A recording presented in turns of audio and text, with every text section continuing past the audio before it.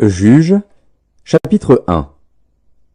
Après la mort de Josué, les enfants d'Israël consultèrent l'Éternel en disant: Qui de nous montera le premier contre les Cananéens pour les attaquer?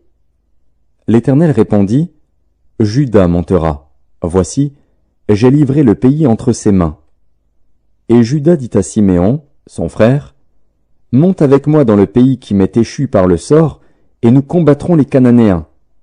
J'irai aussi avec toi dans celui qui t'est tombé en partage. Et Siméon alla avec lui.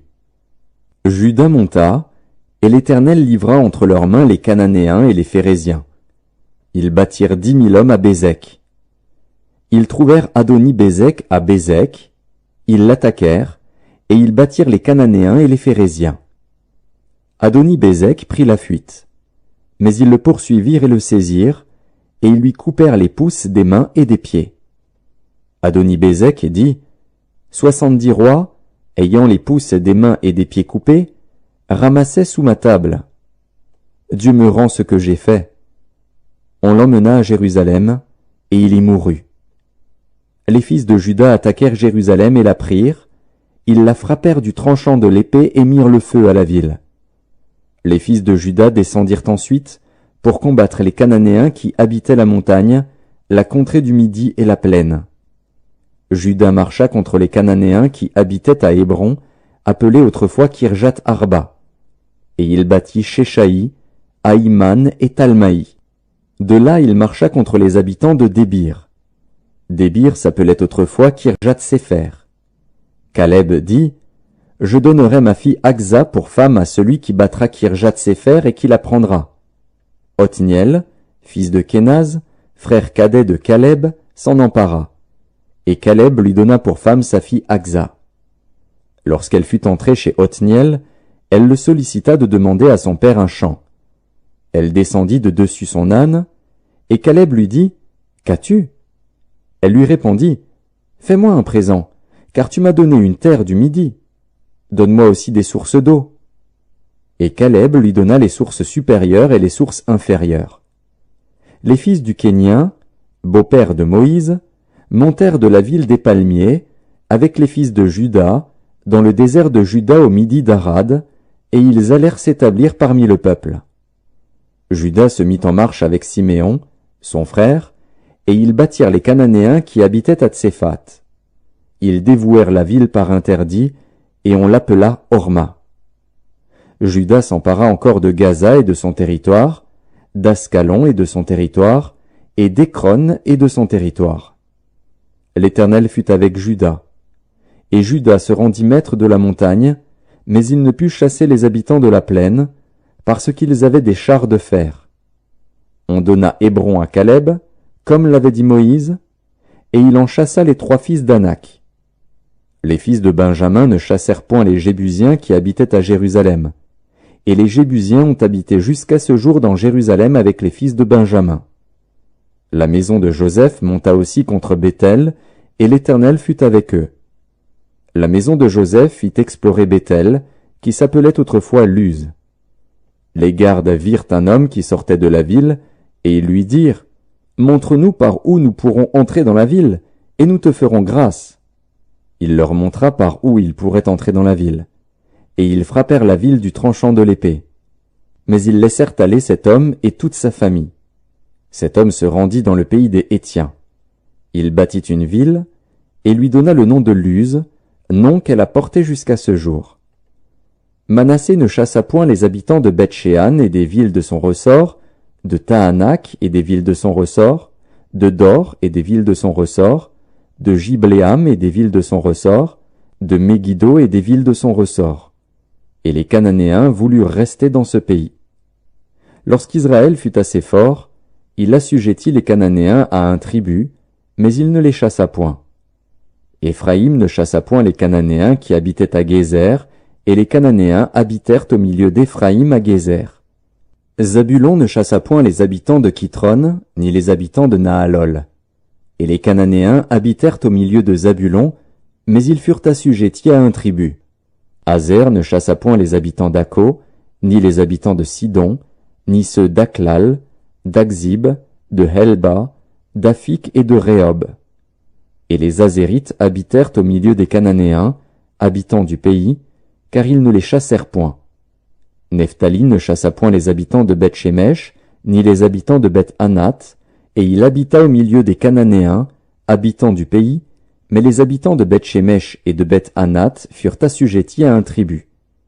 Les Amoréens repoussèrent dans la montagne les fils de Dan, et ne les laissèrent pas descendre dans la plaine.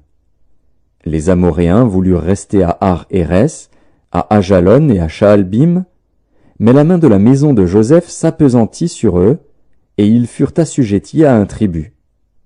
Le territoire des Amoréens s'étendait depuis la montée d'Akrabim, depuis Séla, et en dessus. Juges, chapitre 2.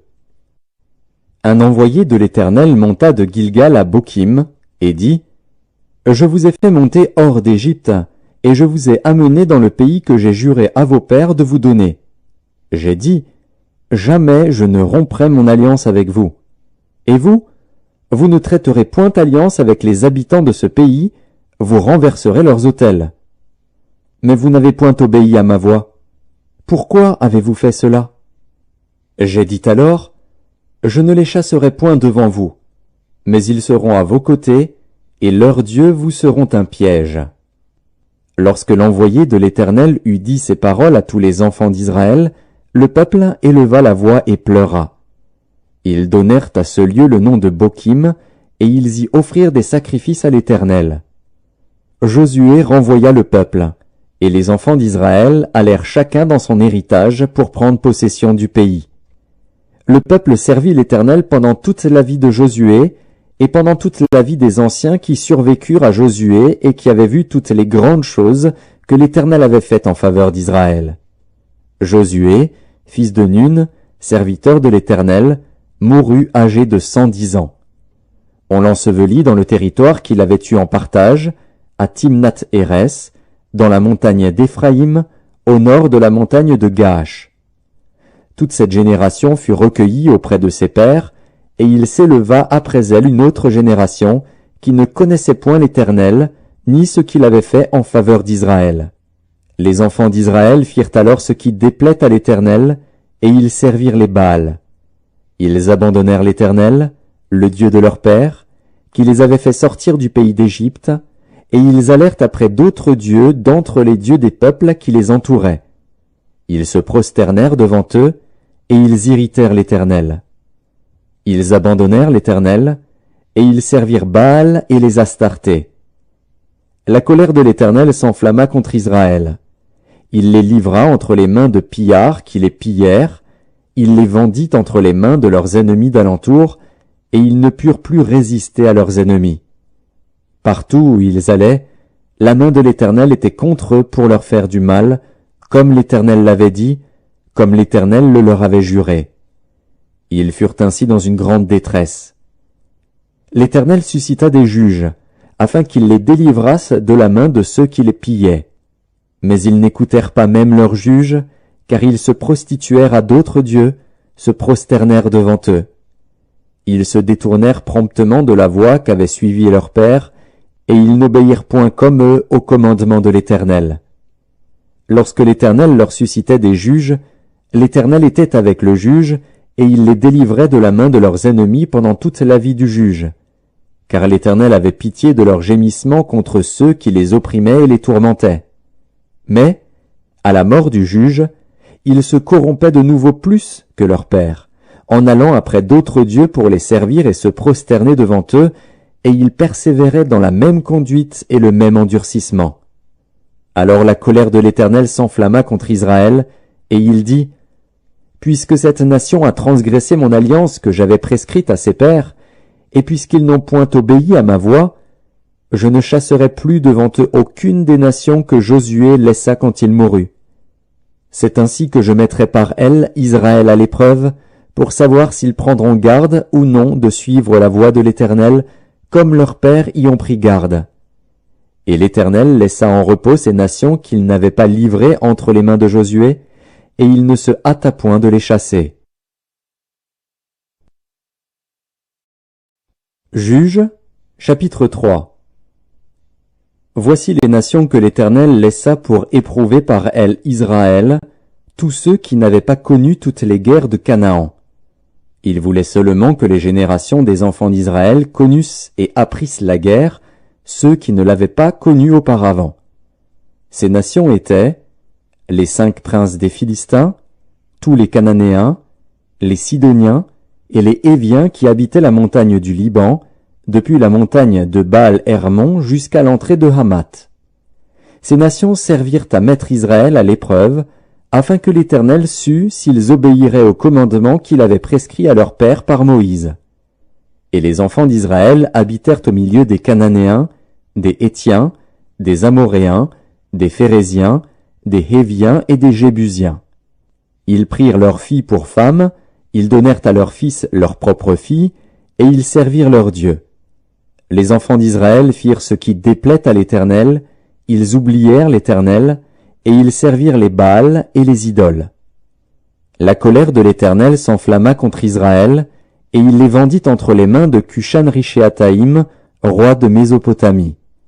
Et les enfants d'Israël furent asservis 8 ans à Cushan-Rishéataïm. Les enfants d'Israël crièrent à l'Éternel, et l'Éternel leur suscita un libérateur qui les délivra, Othniel, fils de Kénaz, frère cadet de Caleb. L'esprit de l'Éternel fut sur lui. Il devint juge en Israël, et il partit pour la guerre. L'Éternel livra entre ses mains Cushan-Rishéataïm, roi de Mésopotamie, et sa main fut puissante contre Cushan-Rishéataïm. Le pays fut en repos pendant 40 ans, et Othniel, fils de Kénaz, mourut. Les enfants d'Israël firent encore ce qui déplaît à l'Éternel, et l'Éternel fortifia Églon, roi de Moab, contre Israël, parce qu'ils avaient fait ce qui déplaît à l'Éternel. Églon réunit à lui les fils d'Ammon et les Amalécites, et il se mit en marche. Il bâtit Israël, et ils s'emparèrent de la ville des palmiers. Et les enfants d'Israël furent asservis 18 ans à Églon, roi de Moab.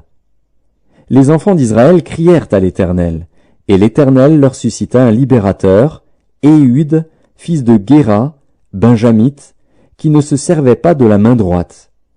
Les enfants d'Israël envoyèrent par lui un présent à Églon, roi de Moab.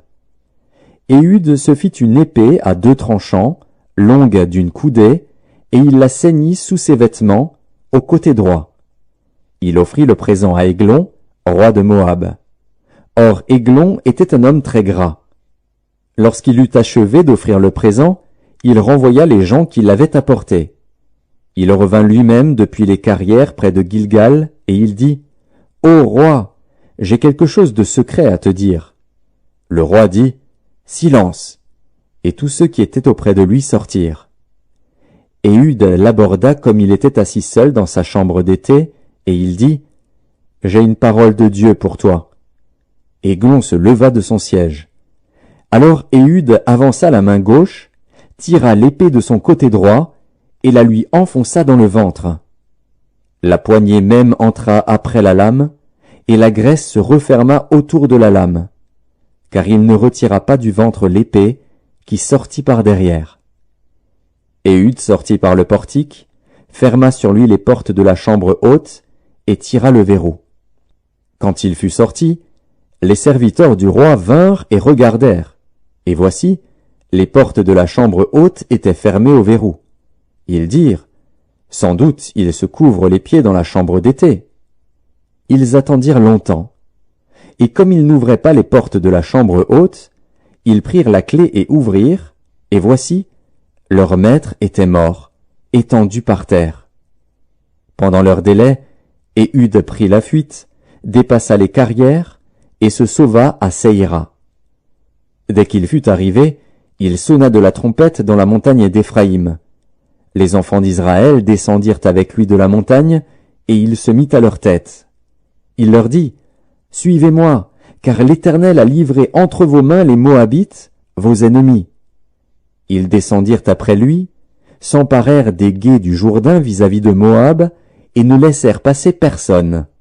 Ils battirent dans ce temps-là environ 10 000 hommes de Moab, tous robustes, tous vaillants, et pas un n'échappa. En ce jour, Moab fut humilié sous la main d'Israël, et le pays fut en repos pendant 80 ans. Après lui, il y eut Shamgar, fils d'Anath. Il battit 600 hommes des Philistins avec un aiguillon à bœuf, et lui aussi fut un libérateur d'Israël. Juges, chapitre 4. Les enfants d'Israël firent encore ce qui déplaît à l'Éternel, après qu'Éhud fut mort. Et l'Éternel les vendit entre les mains de Jabin, roi de Canaan, qui régnait à Hatsor. Le chef de son armée était Sisera, et habitait à Haroshet Goïm. Les enfants d'Israël crièrent à l'Éternel, car Jabin avait 900 chars de fer, et il opprimait avec violence les enfants d'Israël depuis 20 ans. Dans ce temps-là, Déborah, prophétesse, femme de Lapidoth, était juge en Israël. Elle siégeait sous le palmier de Déborah, entre Rama et Béthel, dans la montagne d'Éphraïm. Et les enfants d'Israël montaient vers elle pour être jugés. Elle envoya appeler Barak, fils d'Abinoam, de Kédesh-Nephtali, et elle lui dit, « N'est-ce pas l'ordre qu'a donné l'Éternel, le Dieu d'Israël? Va, dirige-toi sur le mont Tabor, et prends avec toi 10 000 hommes des enfants de Nephtali et des enfants de Zabulon. J'attirerai vers toi, au torrent de Kison, Sisera, chef de l'armée de Jabin, avec ses chars et ses troupes, et je le livrerai entre tes mains. » Barak lui dit, « Si tu viens avec moi, j'irai, mais si tu ne viens pas avec moi, je n'irai pas. » Elle répondit, « J'irai bien avec toi, mais tu n'auras point de gloire sur la voie où tu marches, car l'Éternel livrera Sisera entre les mains d'une femme. » Et Déborah se leva, et elle se rendit avec Barak à Kédesh. Barak convoqua Zabulon et Nephtali à Kédesh. 10 000 hommes marchèrent à sa suite, et Déborah partit avec lui. Héber, le Kénien, s'était séparé des Kéniens, des fils de Hobab, beau-père de Moïse, et il avait dressé sa tente jusqu'aux chênes de Tsahanaïm, près de Kédesh. On informa Sisera que Barak, fils d'Abinoam, s'était dirigé sur le mont Tabor. Et, depuis Haroshet Goïm, Sisera rassembla vers le torrent de Kison tous ses chars, 900 chars de fer, et tout le peuple qui était avec lui. Alors Déborah dit à Barak, « Lève-toi, car voici le jour où l'Éternel livre à Sisera entre tes mains. L'Éternel ne marche-t-il pas devant toi ?» Et Barak descendit du mont Tabor, ayant 10 000 hommes à sa suite. L'Éternel mit en déroute devant Barak, par le tranchant de l'épée, Sisera, tous ses chars et tout le camp. Sisera descendit de son char et s'enfuit à pied. Barak poursuivit les chars et l'armée jusqu'à Haroshet Goïm, et toute l'armée de Sisera tomba sous le tranchant de l'épée sans qu'il en restât un seul homme. Sisera se réfugia à pied dans la tente de Jaël, femme de Héber, le Kénien, car il y avait paix entre Jabin, roi de Hatsor, et la maison de Héber, le Kénien. Jaël sortit au-devant de Sisera et lui dit, « Entre, mon seigneur, entre chez moi, ne crains point. » Il entra chez elle dans la tente, et elle le cacha sous une couverture. Il lui dit, « Donne-moi, je te prie, un peu d'eau à boire, car j'ai soif. » Elle ouvrit l'outre du lait, lui donna à boire, et le couvrit. Il lui dit encore, « Tiens-toi à l'entrée de la tente, et si l'on vient t'interroger en disant, « Y a-t-il ici quelqu'un ?» tu répondras, « Non. » Jaël, femme de Héber, saisit un pieu de la tente, prit en main le marteau, s'approcha de lui doucement et lui enfonça dans la tempe le pieu qui pénétra en terre. Il était profondément endormi et accablé de fatigue, et il mourut. Comme Barak poursuivait Sisera, Jaël sortit à sa rencontre et lui dit, « Viens, et je te montrerai l'homme que tu cherches. » Il entra chez elle, et voici, Sisera était étendu mort, le pieu dans la tempe. En ce jour, Dieu humilia Jabin, roi de Canaan, devant les enfants d'Israël. Et la main des enfants d'Israël s'appesantit de plus en plus sur Jabin, roi de Canaan, jusqu'à ce qu'ils eussent exterminé Jabin, roi de Canaan. Juges, chapitre 5. En ce jour-là, Déborah chanta ce cantique avec Barak, fils d'Abinoam. Des chefs se sont mis à la tête du peuple en Israël, et le peuple s'est montré prêt à combattre. Bénissez-en l'Éternel. Roi, écoutez. Prince, prêtez l'oreille. Je chanterai, oui, je chanterai à l'Éternel.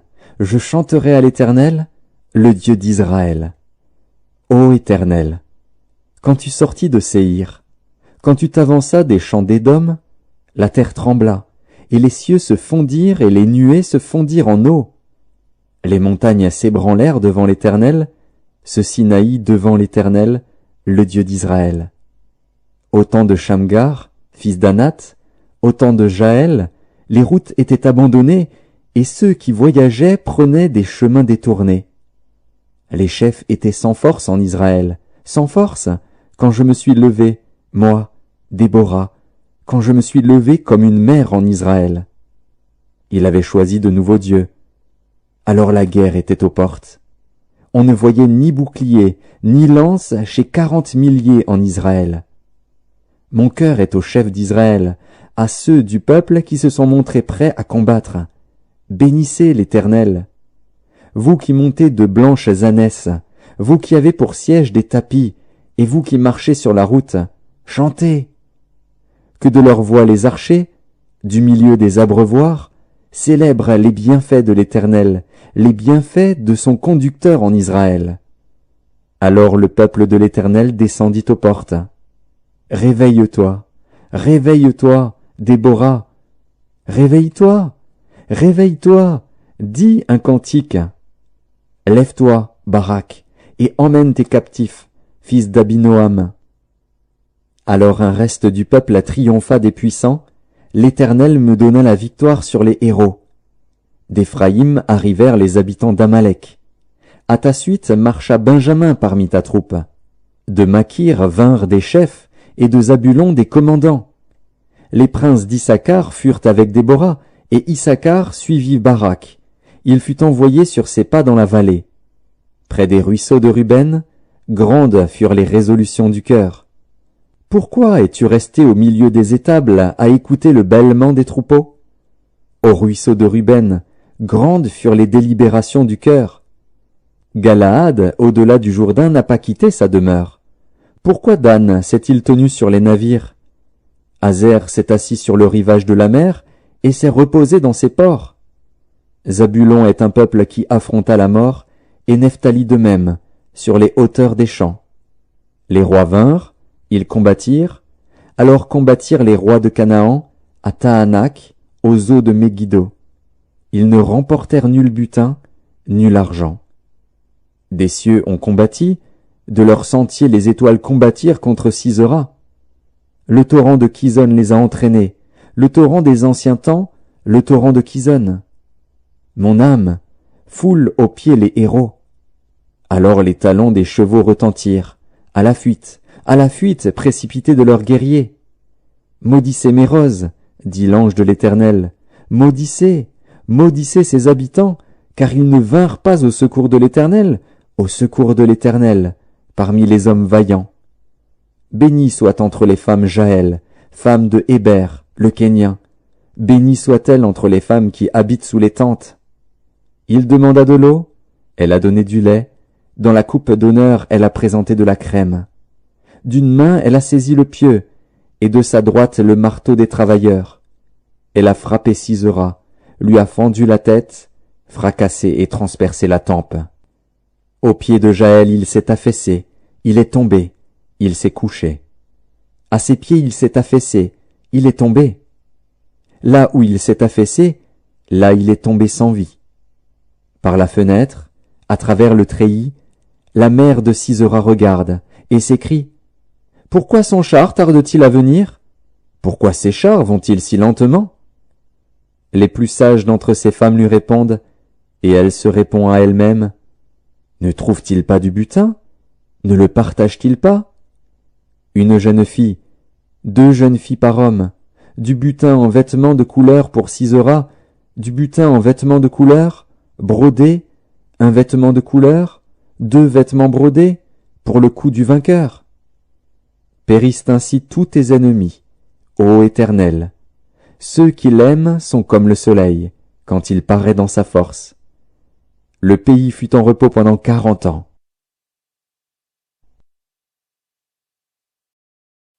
Juges, chapitre 6. Les enfants d'Israël firent ce qui déplaît à l'Éternel, et l'Éternel les livra entre les mains de Madian pendant 7 ans. La main de Madian fut puissante contre Israël. Pour échapper à Madian, les enfants d'Israël se retiraient dans les ravins des montagnes, dans les cavernes et sur les rochers fortifiés. Quand Israël avait semé, Madian montait avec Amalek et les fils de l'Orient, et il marchait contre lui. Il campait en face de lui, détruisait les productions du pays jusque vers Gaza, et ne laissait en Israël ni vivres, ni brebis, ni bœufs, ni ânes. Car ils montaient avec leurs troupeaux et leurs tentes, ils arrivaient comme une multitude de sauterelles, ils étaient innombrables, eux et leurs chameaux, et ils venaient dans le pays pour le ravager. Israël fut très malheureux à cause de Madian, et les enfants d'Israël crièrent à l'Éternel. Lorsque les enfants d'Israël crièrent à l'Éternel au sujet de Madian, l'Éternel envoya un prophète aux enfants d'Israël. Il leur dit, « Ainsi parle l'Éternel, le Dieu d'Israël. Je vous ai fait monter d'Égypte, et je vous ai fait sortir de la maison de servitude. Je vous ai délivré de la main des Égyptiens et de la main de tous ceux qui vous opprimaient. Je les ai chassés devant vous, et je vous ai donné leur pays. Je vous ai dit, je suis l'Éternel, votre Dieu. Vous ne craindrez point les dieux des Amoréens, dans le pays desquels vous habitez. Mais vous n'avez point écouté ma voix. Puis vint l'ange de l'Éternel, et il s'assit sous le térébinthe d'Ophra, qui appartenait à Joas, de la famille d'Abiézer. Gédéon, son fils, battait du froment au pressoir, pour le mettre à l'abri de Madian. L'ange de l'Éternel lui apparut, et lui dit, « L'Éternel est avec toi, vaillant héros. » Gédéon lui dit, « Ah, mon Seigneur, si l'Éternel est avec nous, pourquoi toutes ces choses nous sont-elles arrivées? Et où sont tous ces prodiges que nos pères nous racontent, quand ils disent, « L'Éternel ne nous a-t-il pas fait monter hors d'Égypte? » Maintenant l'Éternel nous abandonne, et il nous livre entre les mains de Madian. L'Éternel se tourna vers lui, et dit, « Va avec cette force que tu as, et délivre Israël de la main de Madian. N'est-ce pas moi qui t'envoie? » Gédéon lui dit, « Ah, mon Seigneur, avec quoi délivrerai-je Israël? Voici, ma famille est la plus pauvre en Manassé, et je suis le plus petit dans la maison de mon père. » L'Éternel lui dit, « Mais je serai avec toi, et tu battras Madian comme un seul homme. » Gédéon lui dit, « Si j'ai trouvé grâce à tes yeux, donne-moi un signe pour montrer que c'est toi qui me parles. Ne t'éloigne point d'ici jusqu'à ce que je revienne auprès de toi, que j'apporte mon offrande, et que je la dépose devant toi. » Et l'Éternel dit, « Je resterai jusqu'à ce que tu reviennes. » Gédéon entra, prépara un chevreau, et fit avec un épha de farine des pains sans levain. Il mit la chair dans un panier et le jus dans un pot, les lui apporta sous le térébinthe, et les présenta. L'ange de Dieu lui dit, « Prends la chair et les pains sans levain, pose-les sur ce rocher, et répands le jus. » Et il fit ainsi. L'ange de l'Éternel avança l'extrémité du bâton qu'il avait à la main, et toucha la chair et les pains sans levain. Alors il s'éleva du rocher un feu qui consuma la chair et les pains sans levain. Et l'ange de l'Éternel disparut à ses yeux. Gédéon, voyant que c'était l'ange de l'Éternel, dit, « Malheur à moi, Seigneur Éternel, car j'ai vu l'ange de l'Éternel face à face. » Et l'Éternel lui dit, « Sois en paix, ne crains point, tu ne mourras pas. » Gédéon bâtit là un autel à l'Éternel, et lui donna pour nom l'Éternel paix. Il existe encore aujourd'hui à Ophra, qui appartenait à la famille d'Abiézer. Dans la même nuit, l'Éternel dit à Gédéon, « Prends le jeune taureau de ton père, et un second taureau de 7 ans. Renverse l'autel de Baal qui est à ton père, et abat le pieu sacré qui est dessus. Tu bâtiras ensuite et tu disposeras, sur le haut de ce rocher, un autel à l'Éternel ton Dieu. Tu prendras le second taureau, et tu offriras un holocauste, avec le bois de l'idole que tu auras abattu. Gédéon prit 10 hommes parmi ses serviteurs, et fit ce que l'Éternel avait dit. Mais, comme il craignait la maison de son père et les gens de la ville, il l'exécuta de nuit, et non de jour. Lorsque les gens de la ville se furent levés de bon matin, voici, l'autel de Baal était renversé, le pieu sacré placé dessus était abattu, et le second taureau était offert en holocauste sur l'autel qui avait été bâti. Ils se dirent l'un à l'autre, « Qui a fait cela ?» Et ils s'informèrent et firent des recherches. On leur dit, « C'est Gédéon, fils de Joas, qui a fait cela. » Alors les gens de la ville dirent à Joas, « Fais sortir ton fils, et qu'il meure, car il a renversé l'autel de Baal et abattu le pieu sacré qui était dessus. » Joas répondit à tous ceux qui se présentèrent à lui, « Est-ce à vous de prendre parti pour Baal? Est-ce à vous de venir à son secours? Quiconque prendra parti pour Baal mourra avant que le matin vienne. Si Baal est un dieu, qu'il plaide lui-même sa cause, puisqu'on a renversé son autel. » Et en ce jour l'on donna à Gédéon le nom de Jérubbaal, en disant, « Que Baal plaide contre lui, puisqu'il a renversé son autel. » Tout Madian, Amalek et les fils de l'Orient se rassemblèrent. Ils passèrent le Jourdain et campèrent dans la vallée de Jizréel. Gédéon fut revêtu de l'Esprit de l'Éternel. Il sonna de la trompette, et Abiézer fut convoqué pour marcher à sa suite. Il envoya des messagers dans tout Manassé, qui fut aussi convoqué pour marcher à sa suite. Il envoya des messagers dans Azer, dans Zabulon et dans Nephtali, qui montèrent à leur rencontre. Gédéon dit à Dieu, « Si tu veux délivrer Israël par ma main, comme tu l'as dit, voici, je vais mettre une toison de laine dans l'air. Si la toison seule se couvre de rosée et que tout le terrain reste sec, je connaîtrai que tu délivreras Israël par ma main, comme tu l'as dit. » Et il arriva ainsi. Le jour suivant, il se leva de bon matin, pressa la toison, et en fit sortir la rosée, qui donna de l'eau plein une coupe. Gédéon dit à Dieu, « Que ta colère ne s'enflamme point contre moi, et je ne parlerai plus que cette fois. Je voudrais seulement faire encore une épreuve avec la toison. Que la toison seule reste sèche, et que tout le terrain se couvre de rosée. » Et Dieu fit ainsi cette nuit-là. La toison seule resta sèche, et tout le terrain se couvrit de rosée. Juges, chapitre 7. Jérubbaal, qui est Gédéon, et tout le peuple qui était avec lui, se levèrent de bon matin et campèrent près de la source de Harod. Le camp de Madian était au nord de Gédéon, vers la colline de Morée, dans la vallée. L'Éternel dit à Gédéon, « Le peuple que tu as avec toi est trop nombreux pour que je livre Madian entre ses mains. Il pourrait en tirer gloire contre moi et dire, « C'est ma main qui m'a délivré. » Publie donc ceci aux oreilles du peuple. Que celui qui est craintif et qui a peur s'en retourne et s'éloigne de la montagne de Galaad. 22 000 hommes parmi le peuple s'en retournèrent, et il en resta 10 000. L'Éternel dit à Gédéon, « Le peuple est encore trop nombreux. Fais-les descendre vers l'eau, et là je t'en ferai le triage. Celui dont je te dirai, que celui-ci aille avec toi, ira avec toi. Et celui dont je te dirai, que celui-ci n'aille pas avec toi, n'ira pas avec toi. » Gédéon fit descendre le peuple vers l'eau, et l'Éternel dit à Gédéon, « Tous ceux qui laperont l'eau avec la langue comme lappe le chien, tu les sépareras de tous ceux qui se mettront à genoux pour boire. » Ceux qui lapèrent l'eau en la portant à la bouche avec leurs mains furent au nombre de 300 hommes, et tout le reste du peuple se mit à genoux pour boire. Et l'Éternel dit à Gédéon, « C'est par les 300 hommes qui ont lapé que je vous sauverai et que je livrerai Madian entre tes mains. Que tout le reste du peuple s'en aille chacun chez soi. » On prit les vivres du peuple et ses trompettes. Puis Gédéon renvoya tous les hommes d'Israël chacun dans sa tente, et il retint les 300 hommes. Le camp de Madian était au-dessous de lui dans la vallée.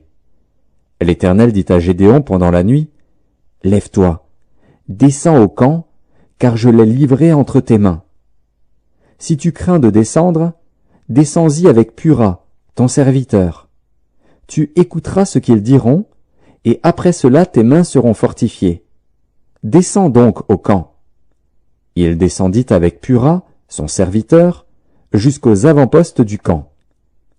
Madian, Amalek et tous les fils de l'Orient étaient répandus dans la vallée comme une multitude de sauterelles, et leurs chameaux étaient innombrables comme le sable qui est sur le bord de la mer. Gédéon arriva, et voici, un homme racontait à son camarade un songe. Il disait, « J'ai eu un songe. » Et voici, un gâteau de pain d'orge roulait dans le camp de Madian. Il est venu heurter jusqu'à la tente, et elle est tombée. Il l'a retournée sans dessus-dessous, et elle a été renversée. Son camarade répondit et dit, « Ce n'est pas autre chose que l'épée de Gédéon, fils de Joas, homme d'Israël.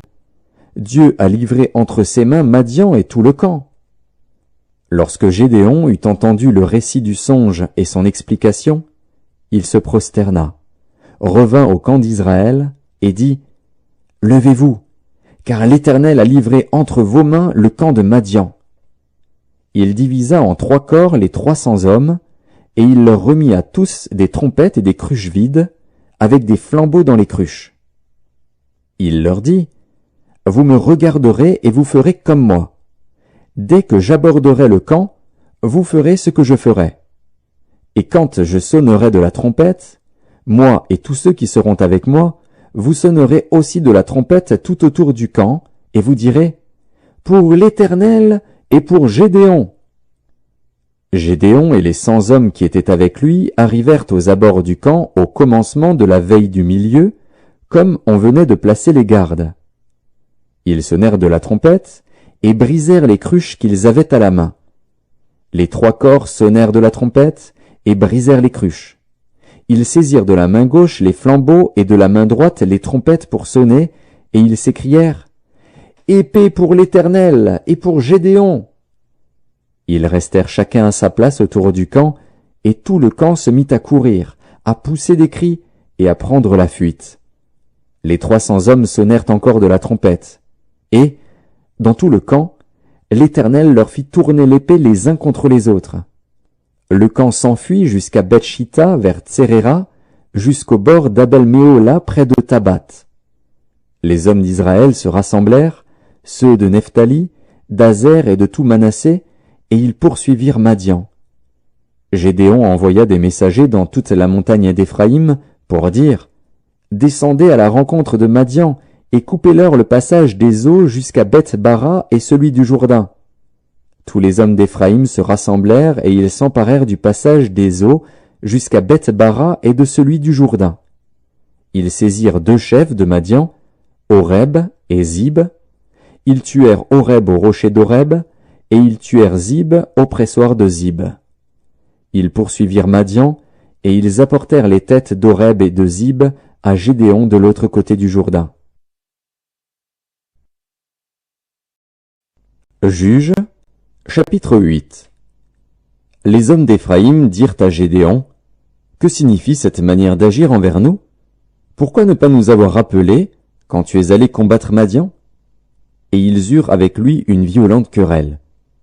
Gédéon leur répondit, « Qu'ai-je fait en comparaison de vous? Le grappillage d'Éphraïm ne vaut-il pas mieux que la vendange d'Abiézer? C'est entre vos mains que Dieu a livré les chefs de Madian, Oreb et Zib. Qu'ai-je donc pu faire en comparaison de vous? » Lorsqu'il eut ainsi parlé, leur colère contre lui s'apaisa. Gédéon arriva au Jourdain, et il le passa, lui et les 300 hommes qui étaient avec lui, fatigués, mais poursuivant toujours. Il dit aux gens de Sukkot, « Donnez, je vous prie, quelque pain au peuple qui m'accompagne, car ils sont fatigués, et je suis à la poursuite de Zébar et de Tsalmuna, roi de Madian. » Les chefs de Sukkot répondirent, « La main de Zébar et de Tsalmuna est-elle déjà en ton pouvoir, pour que nous donnions du pain à ton armée? » Et Gédéon dit, « Eh bien, lorsque l'Éternel aura livré entre mes mains Zébar et Tsalmuna, je broierai votre chair avec des épines du désert et avec des chardons. De là il monta à Pénuel, et il fit aux gens de Pénuel la même demande. Ils lui répondirent comme avaient répondu ceux de Succoth. Et il dit aussi aux gens de Pénuel, quand je reviendrai en paix, je renverserai cette tour. Dzebar et Tsalmuna étaient à Karkor et leur armée avec eux, environ 15 000 hommes, tous ceux qui étaient restés de l'armée entière des fils de l'Orient. 120 000 hommes tirant l'épée avaient été tués. Gédéon monta par le chemin de ceux qui habitent sous les tentes, à l'orient de Nobar et de Jogbéa, et il battit l'armée qui se croyait en sûreté. Dzebar et Tsalmuna prirent la fuite. Gédéon les poursuivit, il s'empara des 2 rois de Madian, Dzebar et Tsalmuna, et il mit en déroute toute l'armée. Gédéon, fils de Joas, revint de la bataille par la montée de Hérès. Il saisit d'entre les gens de Succoth un jeune homme qui l'interrogea, et qui lui mit par écrit les noms des chefs et des anciens de Succoth, 77 hommes. Puis il vint auprès des gens de Succoth, et dit, « Voici Dzebar et Tsalmuna, au sujet desquels vous m'avez insulté, en disant, « La main de Dzebar et de Tsalmuna est-elle déjà en ton pouvoir, pour que nous donnions du pain à tes hommes fatigués ?» Et il prit les anciens de la ville, et châtia les gens de Succoth avec des épines du désert et avec des chardons. Il renversa aussi la tour de Pénuel, et tua les gens de la ville. Il dit à Dzebar et à Tsalmuna, « Comment étaient les hommes que vous avez tués au Tabor ?» Ils répondirent, « Ils étaient comme toi, chacun avait l'air d'un fils de roi. » Il dit, « C'étaient mes frères, fils de ma mère. L'Éternel est vivant, si vous les eussiez laissés vivre, je ne vous tuerais pas. » Et il dit à Jéter, son premier-né, « Lève-toi, tue-les. » Mais le jeune homme ne tira point son épée, parce qu'il avait peur, car il était encore un enfant. Dzebar et Tsalmuna dirent, « Lève-toi toi-même, et tue-nous, car tel est l'homme, telle est sa force. » Et Gédéon se leva, et tua Dzebar et Tsalmuna. Il prit ensuite les croissants qui étaient au cou de leurs chameaux. Les hommes d'Israël dirent à Gédéon, « Domine sur nous, et toi, et ton fils, et le fils de ton fils, car tu nous as délivrés de la main de Madian. » Gédéon leur dit, « Je ne dominerai point sur vous, et mes fils ne domineront point sur vous. C'est l'Éternel qui dominera sur vous. » Gédéon leur dit, « J'ai une demande à vous faire. Donnez-moi chacun les anneaux que vous avez eus pour butin. » Les ennemis avaient des anneaux d'or, car ils étaient ismaélites. Ils dirent, « Nous les donnerons volontiers. » Et ils étendirent un manteau, sur lequel chacun jeta les anneaux de son butin. Le poids des anneaux d'or que demanda Gédéon fut de 1700 cycles d'or, sans les croissants, les pendants d'oreilles, et les vêtements de pourpre que portaient les rois de Madian, et sans les colliers qui étaient au cou de leurs chameaux. Gédéon en fit un éphod, et il le plaça dans sa ville, à Ophra, où il devint l'objet des prostitutions de tout Israël. Et il fut un piège pour Gédéon et pour sa maison. Madian fut humilié devant les enfants d'Israël, et il ne leva plus la tête. Et le pays fut en repos pendant 40 ans, durant la vie de Gédéon. Jérubbaal, fils de Joas, s'en retourna, et demeura dans sa maison. Gédéon eut 70 fils, issus de lui, car il eut plusieurs femmes. Sa concubine, qui était à Sichem, lui enfanta aussi un fils, à qui on donna le nom d'Abimélec. Gédéon, fils de Joas, mourut après une heureuse vieillesse, et il fut enterré dans le sépulcre de Joas, son père, à Ophra, qui appartenait à la famille d'Abiézer. Lorsque Gédéon fut mort, les enfants d'Israël recommencèrent à se prostituer au Baal, et ils prirent Baal-Bérith pour leur Dieu. Les enfants d'Israël ne se souvinrent point de l'Éternel, leur Dieu, qui les avait délivrés de la main de tous les ennemis qui les entouraient. Et ils n'eurent point d'attachement pour la maison de Jérubbaal, de Gédéon, après tout le bien qu'il avait fait à Israël. Juges, chapitre 9. Abimélec, fils de Jérubbaal, se rendit à Sichem vers les frères de sa mère, et voici comment il leur parla, ainsi qu'à toute la famille de la maison du père de sa mère. Dites, je vous prie, aux oreilles de tous les habitants de Sichem. Vaut-il mieux pour vous que 70 hommes, tous fils de Jérubbaal, dominent sur vous, ou qu'un seul homme domine sur vous? et souvenez-vous que je suis votre os et votre chair. » Les frères de sa mère répétèrent pour lui toutes ces paroles aux oreilles de tous les habitants de Sichem, et leur cœur inclina en faveur d'Abimélec, car ils se disaient, « C'est notre frère. » Ils lui donnèrent 70 cycles d'argent, qu'ils enlevèrent de la maison de Baal-Bérith. Abimélec s'en servit pour acheter des misérables et des turbulents qui allèrent après lui. Il vint dans la maison de son père à Ophra, et il tua ses frères, fils de Jérubbaal, 70 hommes, sur une même pierre. Il n'échappa que Jotham, le plus jeune fils de Jérubbaal, car il s'était caché. Tous les habitants de Sichem et toute la maison de Milo se rassemblèrent, ils vinrent et proclamèrent roi Abimélec près du chêne planté dans Sichem. Jotham en fut informé. Il alla se placer sur le sommet de la montagne de Garizim, et voici ce qu'il leur cria à haute voix. « Écoutez-moi, habitants de Sichem, et que Dieu vous écoute. » Les arbres partirent pour aller oindre un roi et le mettre à leur tête. Ils dirent à l'olivier, « Règne sur nous. » Mais l'olivier leur répondit, « Renoncerai-je à mon huile, qui m'assure les hommages de Dieu et des hommes, pour aller planer sur les arbres ?»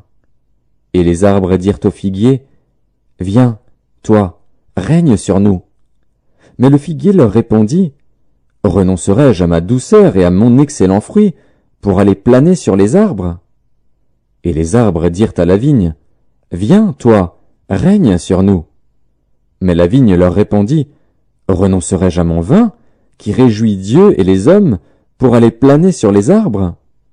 Alors tous les arbres dirent au buisson d'épines, « Viens, toi, règne sur nous. » Et le buisson d'épines répondit aux arbres, « Si c'est de bonne foi que vous voulez moindre pour votre roi, venez, réfugiez-vous sous mon ombrage.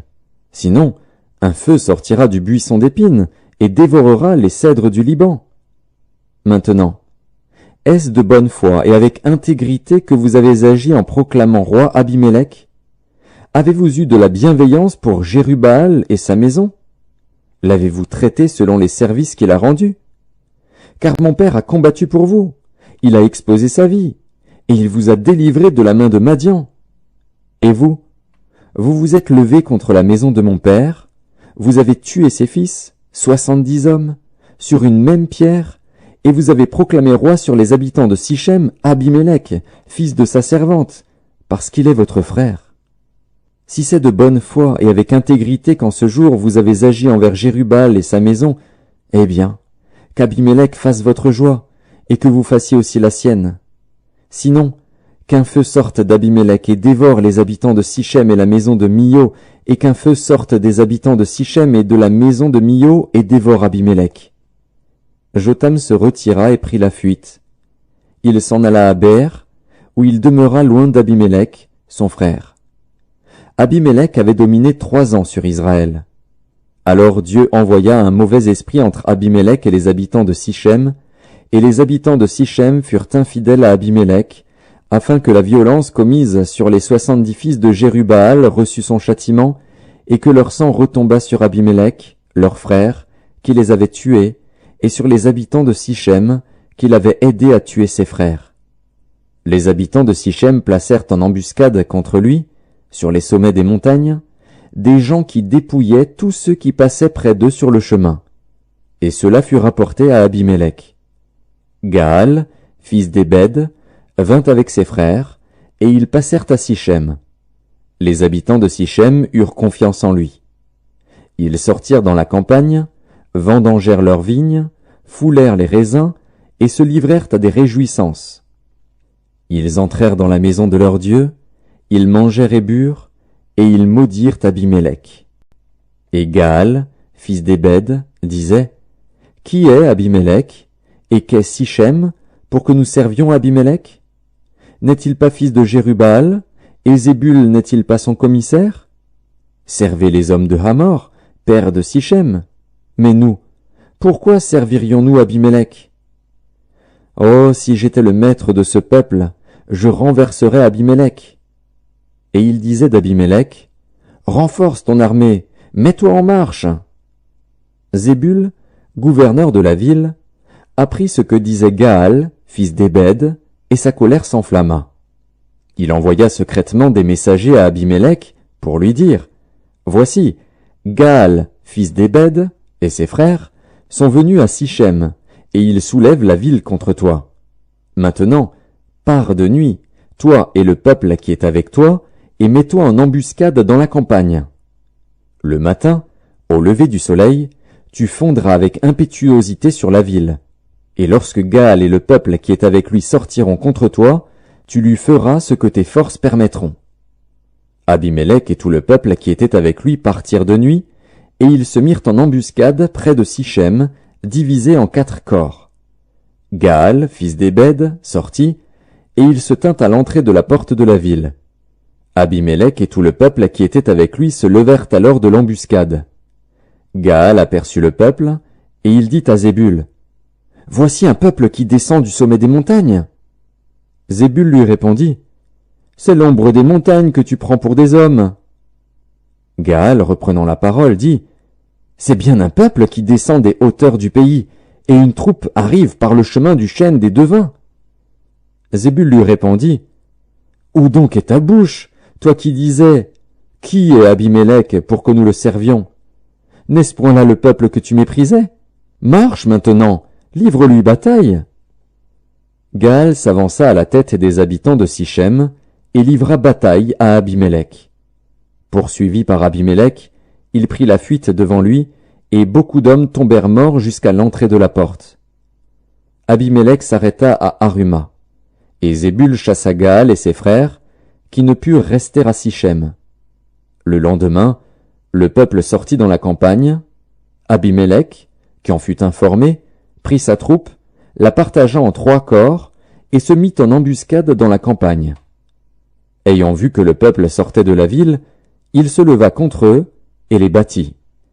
Abimélec et les corps qui étaient avec lui se portèrent en avant et se placèrent à l'entrée de la porte de la ville.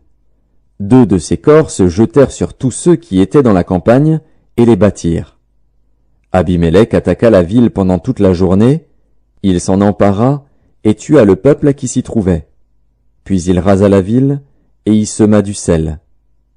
À cette nouvelle, tous les habitants de la tour de Sichem se rendirent dans la forteresse de la maison du dieu Bérith. On avertit Abimélec que tous les habitants de la tour de Sichem s'y étaient rassemblés. Alors Abimélec monta sur la montagne de Tsalmon, lui et tout le peuple qui était avec lui. Il prit en main une hache, coupa une branche d'arbre, l'enleva et la mit sur son épaule. Ensuite il dit au peuple qui était avec lui, « Vous avez vu ce que j'ai fait? Hâtez-vous de faire comme moi. » Et ils coupèrent chacun une branche, et suivirent Abimélec. Ils placèrent les branches contre la forteresse, et l'incendièrent avec ceux qui y étaient. Ainsi périrent tous les gens de la tour de Sichem, au nombre d'environ 1000, hommes et femmes. Abimélec marcha contre Thébets. Il assiégea Thébets, et s'en empara. Il y avait au milieu de la ville une forte tour, où se réfugièrent tous les habitants de la ville, hommes et femmes. Ils fermèrent sur eux, et montèrent sur le toit de la tour. Abimélec parvint jusqu'à la tour. Il l'attaqua, et s'approcha de la porte pour y mettre le feu. Alors une femme lança sur la tête d'Abimélec un morceau de meule de moulin, et lui brisa le crâne. Aussitôt il appela le jeune homme qui portait ses armes, et lui dit, « Tire ton épée, et donne-moi la mort, de peur qu'on ne dise de moi, c'est une femme qui l'a tué. » Le jeune homme le perça, et il mourut. Quand les hommes d'Israël virent qu'Abimélec était mort, ils s'en allèrent chacun chez soi. Ainsi Dieu fit retomber sur Abimélec le mal qu'il avait fait à son père, en tuant ses 70 frères, et Dieu fit retomber sur la tête des gens de Sichem tout le mal qu'ils avaient fait. Ainsi s'accomplit sur eux la malédiction de Jotham, fils de Jérubbaal. Juges, chapitre 10. Après Abimélec, Tola, fils de Pua, fils de Dodo, homme d'Issachar, se leva pour délivrer Israël. Il habitait à Shamir, dans la montagne d'Éphraïm. Il fut juge en Israël pendant 23 ans. Puis il mourut et fut enterré à Shamir. Après lui, se leva Jaïr, le Galaadite, qui fut juge en Israël pendant 22 ans. Il avait 30 fils, qui montaient sur 30 ânons, et qui possédait 30 villes, appelées encore aujourd'hui bourgs de Jaïr, et situées dans le pays de Galaad. Et Jaïr mourut, et fut enterré à Camon. Les enfants d'Israël firent encore ce qui déplaît à l'Éternel. Ils servirent les Baals et les Astartés, les dieux de Syrie, les dieux de Sidon, les dieux de Moab, les dieux des fils d'Ammon, et les dieux des Philistins, et ils abandonnèrent l'Éternel et ne le servirent plus. La colère de l'Éternel s'enflamma contre Israël, et il les vendit entre les mains des Philistins et entre les mains des fils d'Ammon. Ils opprimèrent et écrasèrent les enfants d'Israël cette année-là, et pendant 18 ans tous les enfants d'Israël qui étaient de l'autre côté du Jourdain dans le pays des Amoréens en Galaad. Les fils d'Ammon passèrent le Jourdain pour combattre aussi contre Juda, contre Benjamin et contre la maison d'Éphraïm. Et Israël fut dans une grande détresse. Les enfants d'Israël crièrent à l'Éternel en disant « Nous avons péché contre toi, car nous avons abandonné notre Dieu et nous avons servi les Baals. » L'Éternel dit aux enfants d'Israël « Ne vous ai-je pas délivré des Égyptiens, des Amoréens, des fils d'Ammon, des Philistins? Et lorsque les Sidoniens, Amalek et Maon vous opprimèrent, et que vous criâtes à moi, ne vous ai-je pas délivré de leurs mains? Mais vous m'avez abandonné, et vous avez servi d'autres dieux. C'est pourquoi je ne vous délivrerai plus. Allez, invoquez les dieux que vous avez choisis, qu'ils vous délivrent au temps de votre détresse. » Les enfants d'Israël dirent à l'Éternel, « Nous avons péché, traite-nous comme il te plaira. Seulement, daigne nous délivrer aujourd'hui. » Et ils ôtèrent les dieux étrangers du milieu d'eux, et servirent l'Éternel, qui fut touché des maux d'Israël. Les fils d'Ammon se rassemblèrent et campèrent en Galaad, et les enfants d'Israël se rassemblèrent et campèrent à Mitzpa. Le peuple, les chefs de Galaad se dirent l'un à l'autre, « Quel est l'homme qui commencera l'attaque contre les fils d'Ammon? Il sera chef de tous les habitants de Galaad. » Juges, chapitre 11. Jephthé, le Galaadite, était un vaillant héros. Il était fils d'une femme prostituée, et c'est Galaad qui avait engendré Jephthé. La femme de Galaad lui enfanta des fils qui, devenus grands, chassèrent Jephthé et lui dirent « Tu n'hériteras pas dans la maison de notre père, car tu es fils d'une autre femme. » Et Jephthé s'enfuit loin de ses frères, et il habita dans le pays de Tob. Des gens de rien se rassemblèrent auprès de Jephthé, et ils faisaient avec lui des excursions. Quelque temps après, les fils d'Ammon firent la guerre à Israël. Et comme les fils d'Ammon faisaient la guerre à Israël, les anciens de Galaad allèrent chercher Jephthé au pays de Tob. Ils dirent à Jephthé, « Viens, tu seras notre chef, et nous combattrons les fils d'Ammon. » Jephthé répondit aux anciens de Galaad, « N'avez-vous pas eu de la haine pour moi, et ne m'avez-vous pas chassé de la maison de mon père? Pourquoi venez-vous à moi maintenant que vous êtes dans la détresse? » Les anciens de Galaad dirent à Jephthé, « Nous revenons à toi maintenant, afin que tu marches avec nous, que tu combattes les fils d'Ammon, et que tu sois notre chef, celui de tous les habitants de Galaad. » Jephthé répondit aux anciens de Galaad, « Si vous me ramenez pour combattre les fils d'Ammon, et que l'Éternel les livre devant moi, je serai votre chef. » Les anciens de Galaad dirent à Jephthé, « Que l'Éternel nous entende, et qu'il juge, si nous ne faisons pas ce que tu dis. » Et Jephthé partit avec les anciens de Galaad. Le peuple le mit à sa tête et l'établit comme chef, et Jephthé répéta devant l'Éternel, à Mitzpa, toutes les paroles qu'il avait prononcées. Jephthé envoya des messagers au roi des fils d'Ammon pour lui dire, « Qu'y a-t-il entre moi et toi, que tu viennes contre moi pour faire la guerre à mon pays? » Le roi des fils d'Ammon répondit aux messagers de Jephthé, « C'est qu'Israël, quand il est monté d'Égypte, s'est emparé de mon pays, depuis l'Arnon jusqu'au Jabbok et au Jourdain. Rends-le maintenant de bon gré. » Jephthé envoya de nouveau des messagers au roi des fils d'Ammon pour lui dire, « Ainsi parle Jephthé. Israël ne s'est point emparé du pays de Moab, ni du pays des fils d'Ammon. Car lorsqu'Israël est monté d'Égypte, il a marché dans le désert jusqu'à la mer Rouge, et il est arrivé à Kadès. Alors Israël envoya des messagers au roi d'Édom pour lui dire « Laisse-moi passer par ton pays ». Mais le roi d'Édom n'y consentit pas. Il en envoya aussi au roi de Moab, qui refusa. Et Israël resta à Kadès. Puis il marcha par le désert, tourna le pays d'Édom et le pays de Moab, et vint à l'orient du pays de Moab.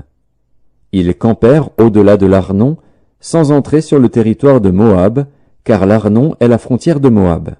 Israël envoya des messagers à Sion, roi des Amoréens, roi de Hesbon, et Israël lui dit « Laisse-nous passer par ton pays jusqu'au lieu où nous allons. » Mais Sion n'eut pas assez confiance en Israël pour le laisser passer sur son territoire. Il rassembla tout son peuple, campa à Jahatz, et combattit Israël. L'Éternel, le Dieu d'Israël, livra Sion et tout son peuple entre les mains d'Israël, qui les battit. Israël s'empara de tout le pays des Amoréens établis dans cette contrée. Ils s'emparèrent de tout le territoire des Amoréens, depuis l'Arnon jusqu'au Jabbok, et depuis le désert jusqu'au Jourdain. Et maintenant que l'Éternel, le Dieu d'Israël, a chassé les Amoréens devant son peuple d'Israël, est-ce toi qui aurais la possession de leur pays? Ce que ton Dieu Kémosh te donne à posséder, ne le posséderais-tu pas? Et tout ce que l'Éternel, notre Dieu, a mis en notre possession devant nous, nous ne le posséderions pas? Vaux-tu donc mieux que Balak, fils de Tsippor, roi de Moab? A-t-il contesté avec Israël, ou lui a-t-il fait la guerre? Voilà 300 ans qu'Israël habite à Hesbon et dans les villes de son ressort, à Aroër et dans les villes de son ressort, et dans toutes les villes qui sont sur les bords de l'Arnon. Pourquoi ne lui avez-vous pas enlevé pendant ce temps-là? Je ne t'ai point offensé, et tu agis mal avec moi en me faisant la guerre. Que l'Éternel, le juge, soit aujourd'hui juge entre les enfants d'Israël et les fils d'Ammon. Le roi des fils d'Ammon n'écouta point les paroles que Jephthé lui fit dire. L'esprit de l'Éternel fut sur Jephthé. Il traversa Galaad et Manassé. Il passa à Mitzpé de Galaad. Et de Mitzpé de Galaad, il marcha contre les fils d'Ammon. Jephthé fit un vœu à l'Éternel et dit, « Si tu livres entre mes mains les fils d'Ammon, quiconque sortira des portes de ma maison au devant de moi, à mon heureux retour de chez les fils d'Ammon, sera consacré à l'Éternel, et je l'offrirai en holocauste. » Jephthé marcha contre les fils d'Ammon, et l'Éternel les livra entre ses mains. Il leur fit éprouver une très grande défaite, depuis Aroër jusque vers Minite, espace qui renfermait 20 villes, et jusqu'à Abel-Kéramim. Et les fils d'Ammon furent humiliés devant les enfants d'Israël. Jephthé retourna dans sa maison à Mitzpa. Et voici, sa fille sortit au-devant de lui avec des tambourins et des danses. C'était son unique enfant. Il n'avait point de fils et point d'autre fille. Dès qu'il la vit, il déchira ses vêtements et dit, « Ah, ma fille, tu me jettes dans l'abattement, tu es au nombre de ceux qui me troublent. J'ai fait un vœu à l'Éternel, et je ne puis le révoquer. » Elle lui dit, « Mon père, si tu as fait un vœu à l'Éternel, traite-moi selon ce qui est sorti de ta bouche, maintenant que l'Éternel t'a vengé de tes ennemis, des fils d'Ammon. » Et elle dit à son père, « Que ceci me soit accordé. Laisse-moi libre pendant 2 mois. Je m'en irai, je descendrai dans les montagnes, et je pleurerai ma virginité avec mes compagnes. » Il répondit, « Va. » Et il la laissa libre pour 2 mois. Elle s'en alla avec ses compagnes, et elle pleura sa virginité sur les montagnes. Au bout des 2 mois, elle revint vers son père, et il accomplit sur elle le vœu qu'il avait fait. Elle n'avait point connu d'homme. Dès lors s'établit en Israël la coutume que tous les ans les filles d'Israël s'en vont célébrer la fille de Jephthé, le Galaadite, 4 jours par année. Juges, chapitre 12. Les hommes d'Éphraïm se rassemblèrent, partirent pour le nord, et dirent à Jephthé, « Pourquoi es-tu allé combattre les fils d'Ammon sans nous avoir appelés à marcher avec toi? Nous voulons incendier ta maison et te brûler avec elle. » Jephthé leur répondit, « Nous avons eu de grandes contestations, moi et mon peuple, avec les fils d'Ammon. Et quand je vous ai appelés, vous ne m'avez pas délivré de leurs mains. Voyant que tu ne venais pas à mon secours, J'ai exposé ma vie, et j'ai marché contre les fils d'Ammon. L'Éternel les a livrés entre mes mains. Pourquoi donc aujourd'hui montez-vous contre moi pour me faire la guerre? Jephthé rassembla tous les hommes de Galaad, et livra bataille à Éphraïm. Les hommes de Galaad battirent Éphraïm, parce que les Éphraïmites disaient, « Vous êtes des fugitifs d'Éphraïm. Galaad est au milieu d'Éphraïm, au milieu de Manassé. » Galaad s'empara des gués du Jourdain du côté d'Éphraïm. Et quand l'un des fuyards d'Éphraïm disait, « Laissez-moi passer !» les hommes de Galaad lui demandaient, « Es-tu Éphraïmite ?» Il répondait, « Non. » Il lui disait alors, « Eh bien, dis Chiboleth. » Et il disait Siboleth, car il ne pouvait pas bien prononcer. Sur quoi les hommes de Galaad le saisissaient et l'égorgeaient près des gués du Jourdain. Il périt en ce temps-là 42 000 hommes d'Éphraïm. Jephthé fut juge en Israël pendant 6 ans, puis Jephthé, le Galaadite, mourut et fut enterré dans l'une des villes de Galaad. Après lui, Ibtsan de Bethléem fut juge en Israël. Il eut 30 fils, il maria 30 filles au dehors, et il fit venir pour ses fils 30 filles du dehors. Il fut juge en Israël pendant 7 ans. Puis Ibtsan mourut et fut enterré à Bethléem. Après lui, Élon de Zabulon fut juge en Israël. Il fut juge en Israël pendant 10 ans. Puis Élon de Zabulon mourut et fut enterré à Ajalon dans le pays de Zabulon. Après lui, Abdon, fils d'Hillel, le Piratonite, fut juge en Israël. Il eut 40 fils et 30 petits-fils, qui montaient sur 70 ânons. Il fut juge en Israël pendant 8 ans. Puis Abdon, fils d'Hillel, le Piratonite, mourut, et fut enterré à Piraton, dans le pays d'Éphraïm, sur la montagne des Amalécites. Juges, chapitre 13. Les enfants d'Israël firent encore ce qui déplaît à l'Éternel, et l'Éternel les livra entre les mains des Philistins pendant 40 ans. Il y avait un homme de Tsoréa, de la famille des Danites, et qui s'appelait Manoach. Sa femme était stérile et n'enfantait pas. Un ange de l'Éternel apparut à la femme et lui dit, « Voici, tu es stérile et tu n'as point d'enfant. Tu deviendras enceinte et tu enfanteras un fils. Maintenant prends bien garde, ne bois ni vin ni liqueur forte, et ne mange rien d'impur. Car tu vas devenir enceinte et tu enfanteras un fils. Le rasoir ne passera point sur sa tête, parce que cet enfant sera consacré à Dieu dès le ventre de sa mère. Et ce sera lui qui commencera à délivrer Israël de la main des Philistins. » La femme alla dire à son mari, « Un homme de Dieu est venu vers moi, et il avait l'aspect d'un ange de Dieu, un aspect redoutable. Je ne lui ai pas demandé d'où il était, et il ne m'a pas fait connaître son nom. Mais il m'a dit, « Tu vas devenir enceinte, et tu enfanteras un fils.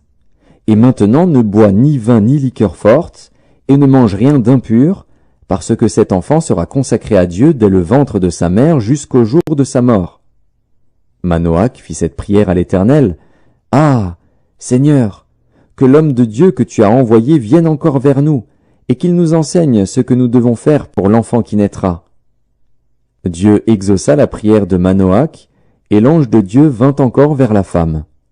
Elle était assise dans un champ, et Manoach, son mari, n'était pas avec elle. Elle courut promptement donner cette nouvelle à son mari, et lui dit, « Voici, l'homme qui était venu l'autre jour vers moi m'est apparu. » Manoach se leva, suivit sa femme, alla vers l'homme, et lui dit, « Est-ce toi qui as parlé à cette femme ?» Il répondit, « C'est moi. » Manoach dit, « Maintenant, si ta parole s'accomplit, que faudra-t-il observer à l'égard de l'enfant, et qui aura-t-il à faire ?» L'ange de l'Éternel répondit à Manoach, « La femme s'abstiendra de tout ce que je lui ai dit. Elle ne goûtera d'aucun produit de la vigne, elle ne boira ni vin ni liqueur forte, et elle ne mangera rien d'impur.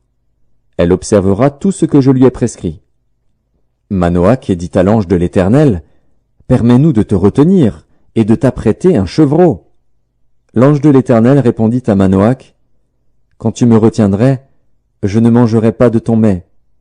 Mais si tu veux faire un holocauste, tu l'offriras à l'Éternel. » Manoach ne savait point que ce fût un ange de l'Éternel. Et Manoach dit à l'ange de l'Éternel, « Quel est ton nom, afin que nous te rendions gloire, quand ta parole s'accomplira ?»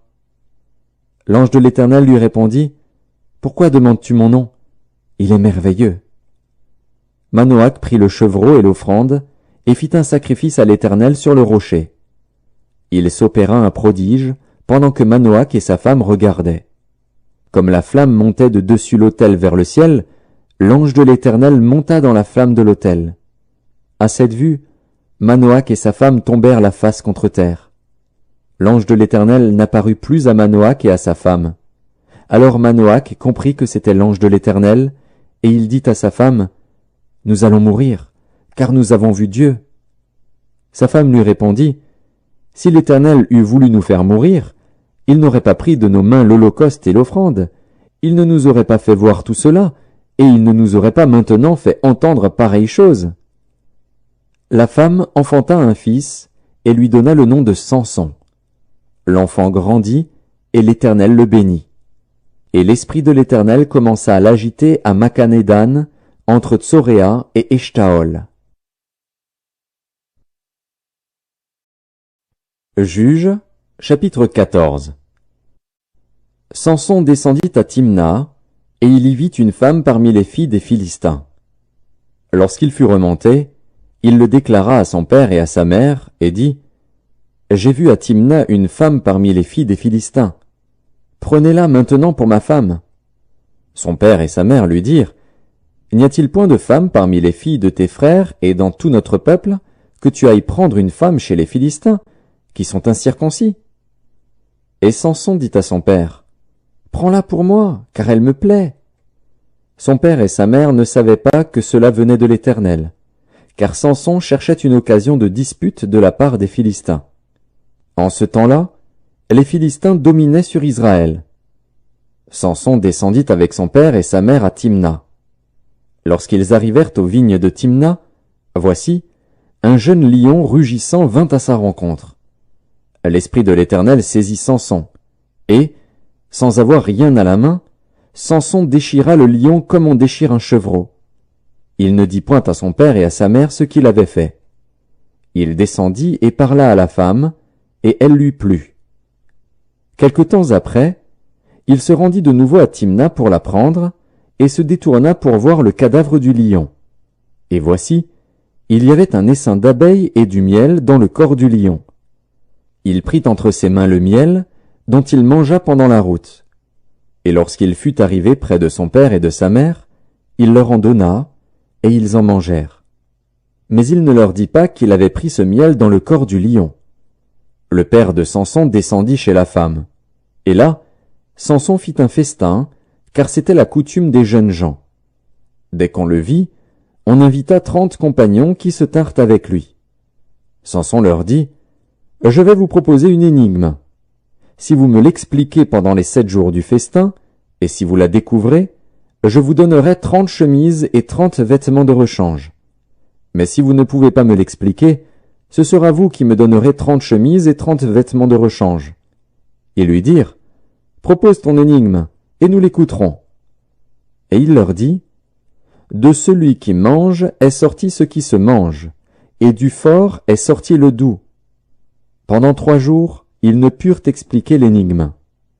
Le 7e jour, ils dirent à la femme de Samson, « Persuade à ton mari de nous expliquer l'énigme, sinon nous te brûlerons, toi et la maison de ton père.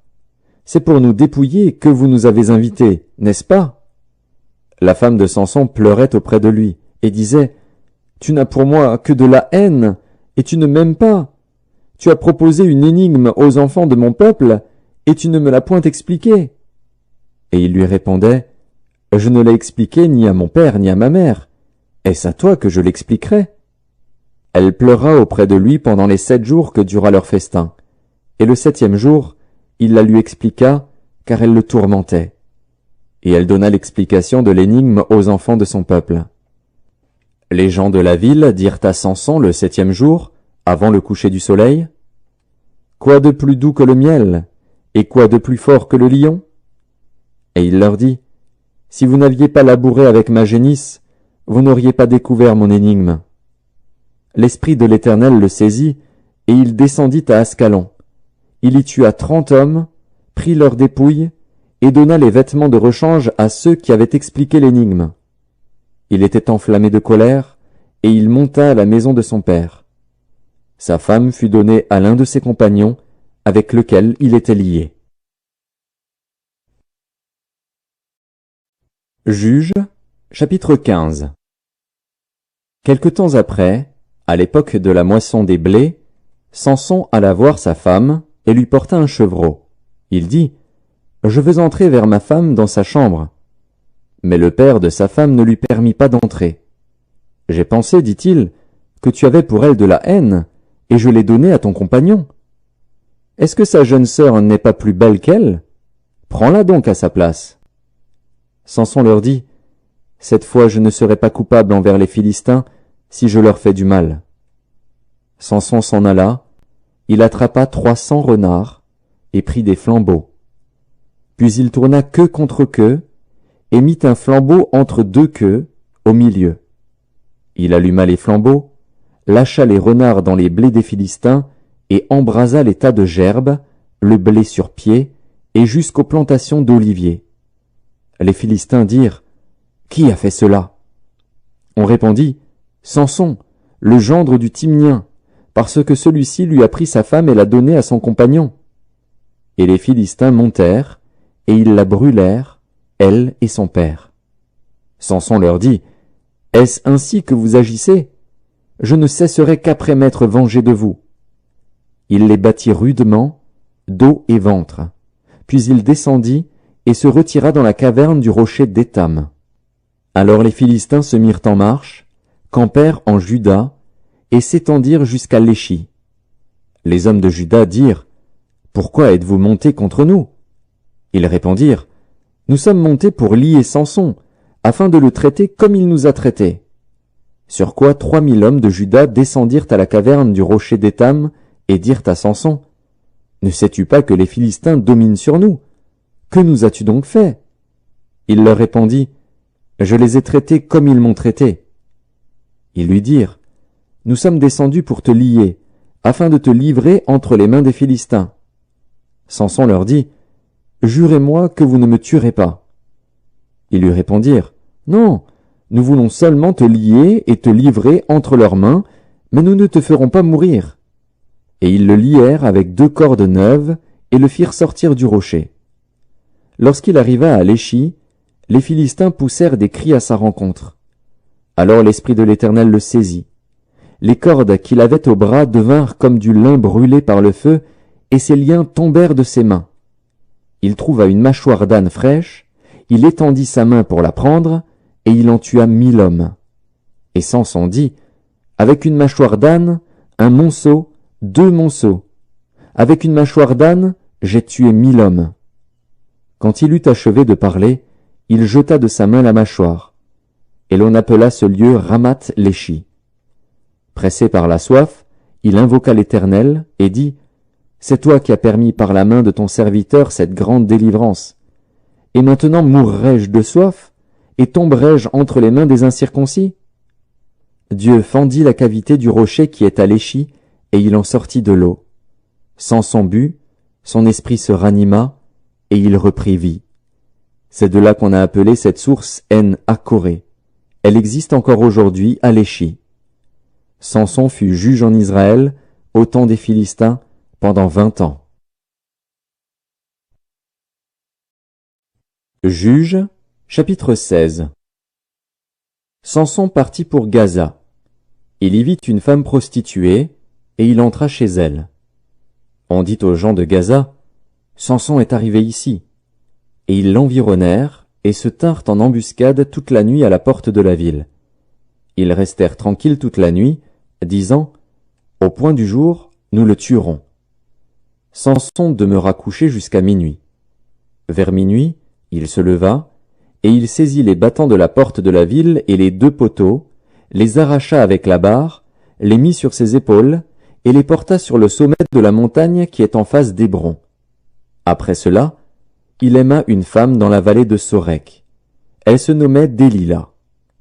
Les princes des Philistins montèrent vers elle et lui dirent « Flatte-le, pour savoir d'où lui vient sa grande force et comment nous pourrions nous rendre maîtres de lui.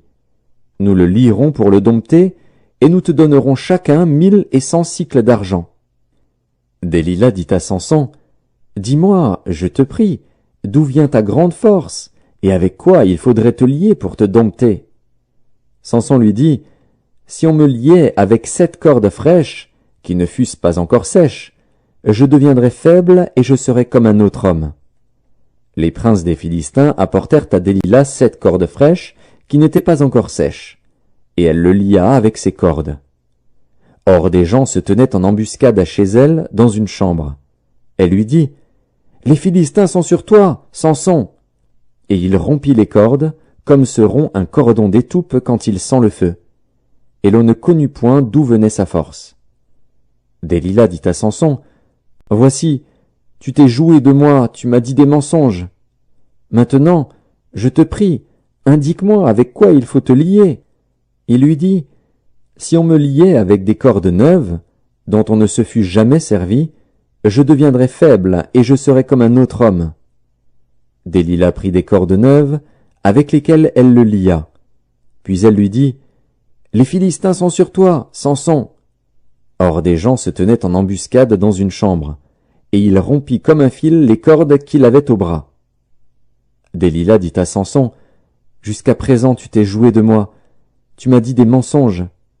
Déclare-moi avec quoi il faut te lier. » Il lui dit « Tu n'as qu'à tisser les 7 tresses de ma tête avec la chaîne du tissu. » Et elle les fixa par la cheville, puis elle lui dit « Les Philistins sont sur toi, Samson !» Et il se réveilla de son sommeil, et il arracha la cheville du tissu et le tissu. Elle lui dit « Comment peux-tu dire « Je t'aime » puisque ton cœur n'est pas avec moi?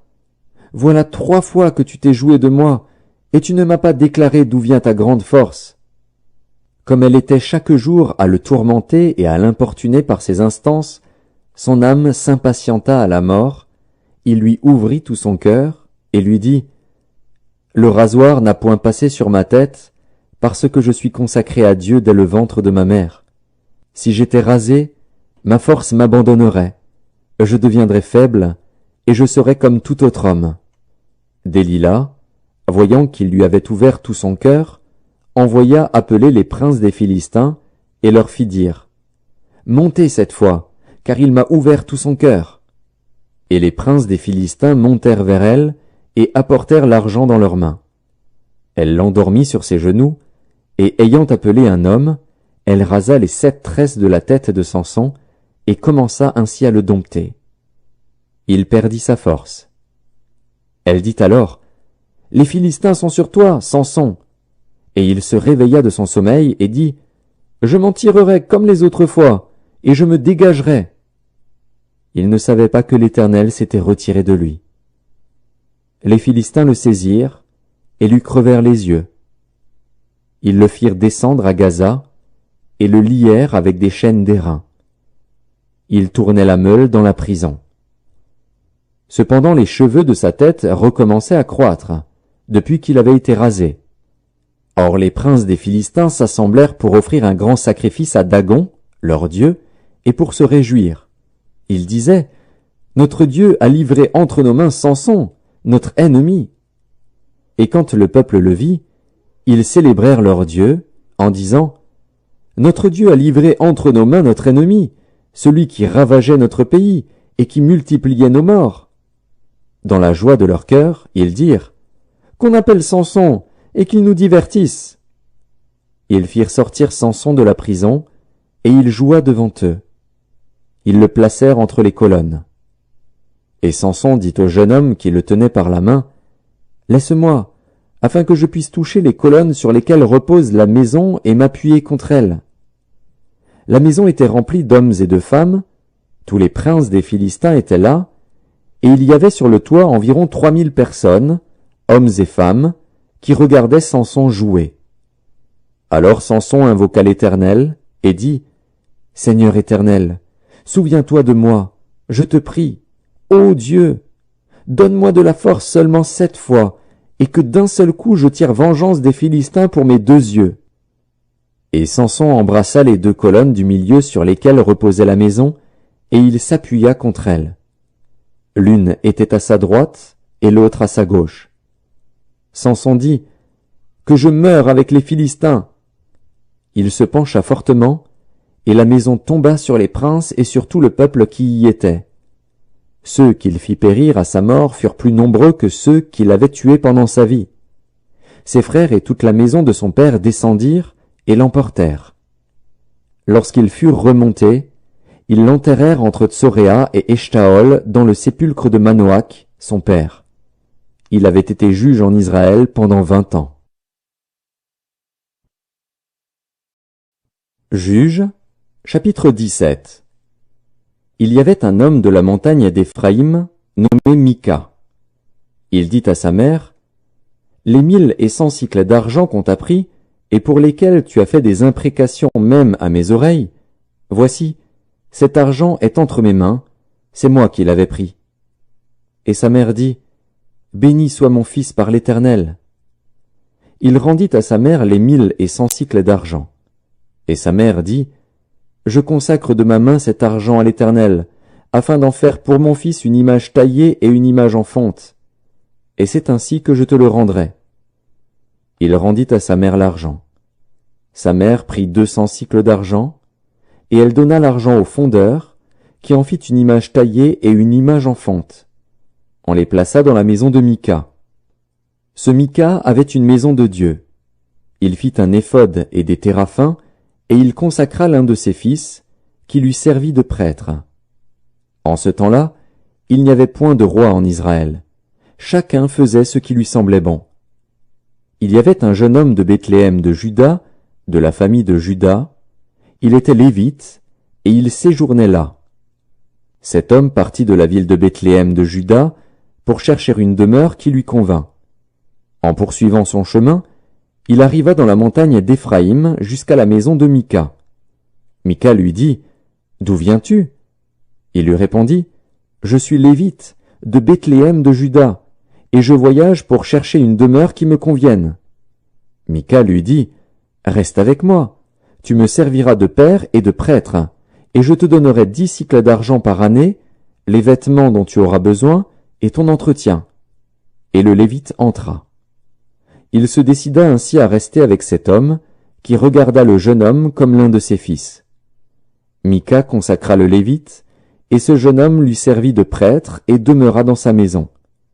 Et Mika dit, « Maintenant, je sais que l'Éternel me fera du bien, puisque j'ai ce Lévite pour prêtre. » Juges, chapitre 18. En ce temps-là, il n'y avait point de roi en Israël, et la tribu des Danites se cherchait une possession pour s'établir, car jusqu'à ce jour il ne lui était point échu d'héritage au milieu des tribus d'Israël. Les fils de Dan prirent sur eux tous, parmi leurs familles, 5 hommes vaillants, qu'ils envoyèrent de Tsoréa et d'Eshtaol pour explorer le pays et pour l'examiner. Ils leur dirent, « Allez, examinez le pays. » Ils arrivèrent dans la montagne d'Éphraïm jusqu'à la maison de Mika, et ils y passèrent la nuit. Comme ils étaient près de la maison de Mika, ils reconnurent la voix du jeune Lévite, s'approchèrent et lui dirent, « Qui t'a amené ici? Que fais-tu dans ce lieu? Et qu'as-tu ici? » Il leur répondit, « Mika fait pour moi telle et telle chose. Il me donne un salaire, et je lui sers de prêtre. » Ils lui dirent, « Consulte Dieu, afin que nous sachions si notre voyage aura du succès. » Et le prêtre leur répondit, « Allez en paix. Le voyage que vous faites est sous le regard de l'Éternel. » Les 5 hommes partirent, et ils arrivèrent à Laïs. Ils virent le peuple qui y était vivant en sécurité à la manière des Sidoniens, tranquille et sans inquiétude. Il n'y avait dans le pays personne qui leur fit le moindre outrage en dominant sur eux. Ils étaient éloignés des Sidoniens, et ils n'avaient pas de liaison avec d'autres hommes. Ils revinrent auprès de leurs frères à Tsoréa et Eshtaol, et leurs frères leur dirent, « Quelle nouvelle apportez-vous » ? « Allons, répondirent-ils, montons contre eux, car nous avons vu le pays, et voici, il est très bon. » « Quoi? Vous restez sans rien dire? Ne soyez point paresseux à vous mettre en marche pour aller prendre possession de ce pays. Quand vous y entrerez, vous arriverez vers un peuple en sécurité. Le pays est vaste, et Dieu l'a livré entre vos mains. C'est un lieu où rien ne manque de tout ce qui est sur la terre. 600 hommes de la famille de Dan partirent de Tsoréa et d'Eshtaol, munis de leurs armes de guerre. Ils montèrent et campèrent à Kirjat-Jéarim en Juda. C'est pourquoi ce lieu, qui est derrière Kirjat-Jéarim, a été appelé jusqu'à ce jour Makhané-Dan. Ils passèrent de là dans la montagne d'Éphraïm, et ils arrivèrent jusqu'à la maison de Mika. Alors les 5 hommes qui étaient allés pour explorer le pays de Laïs prirent la parole et dirent à leurs frères, « Savez-vous qu'il y a dans ces maisons-là un éphod, des téraphins, une image taillée et une image en fonte?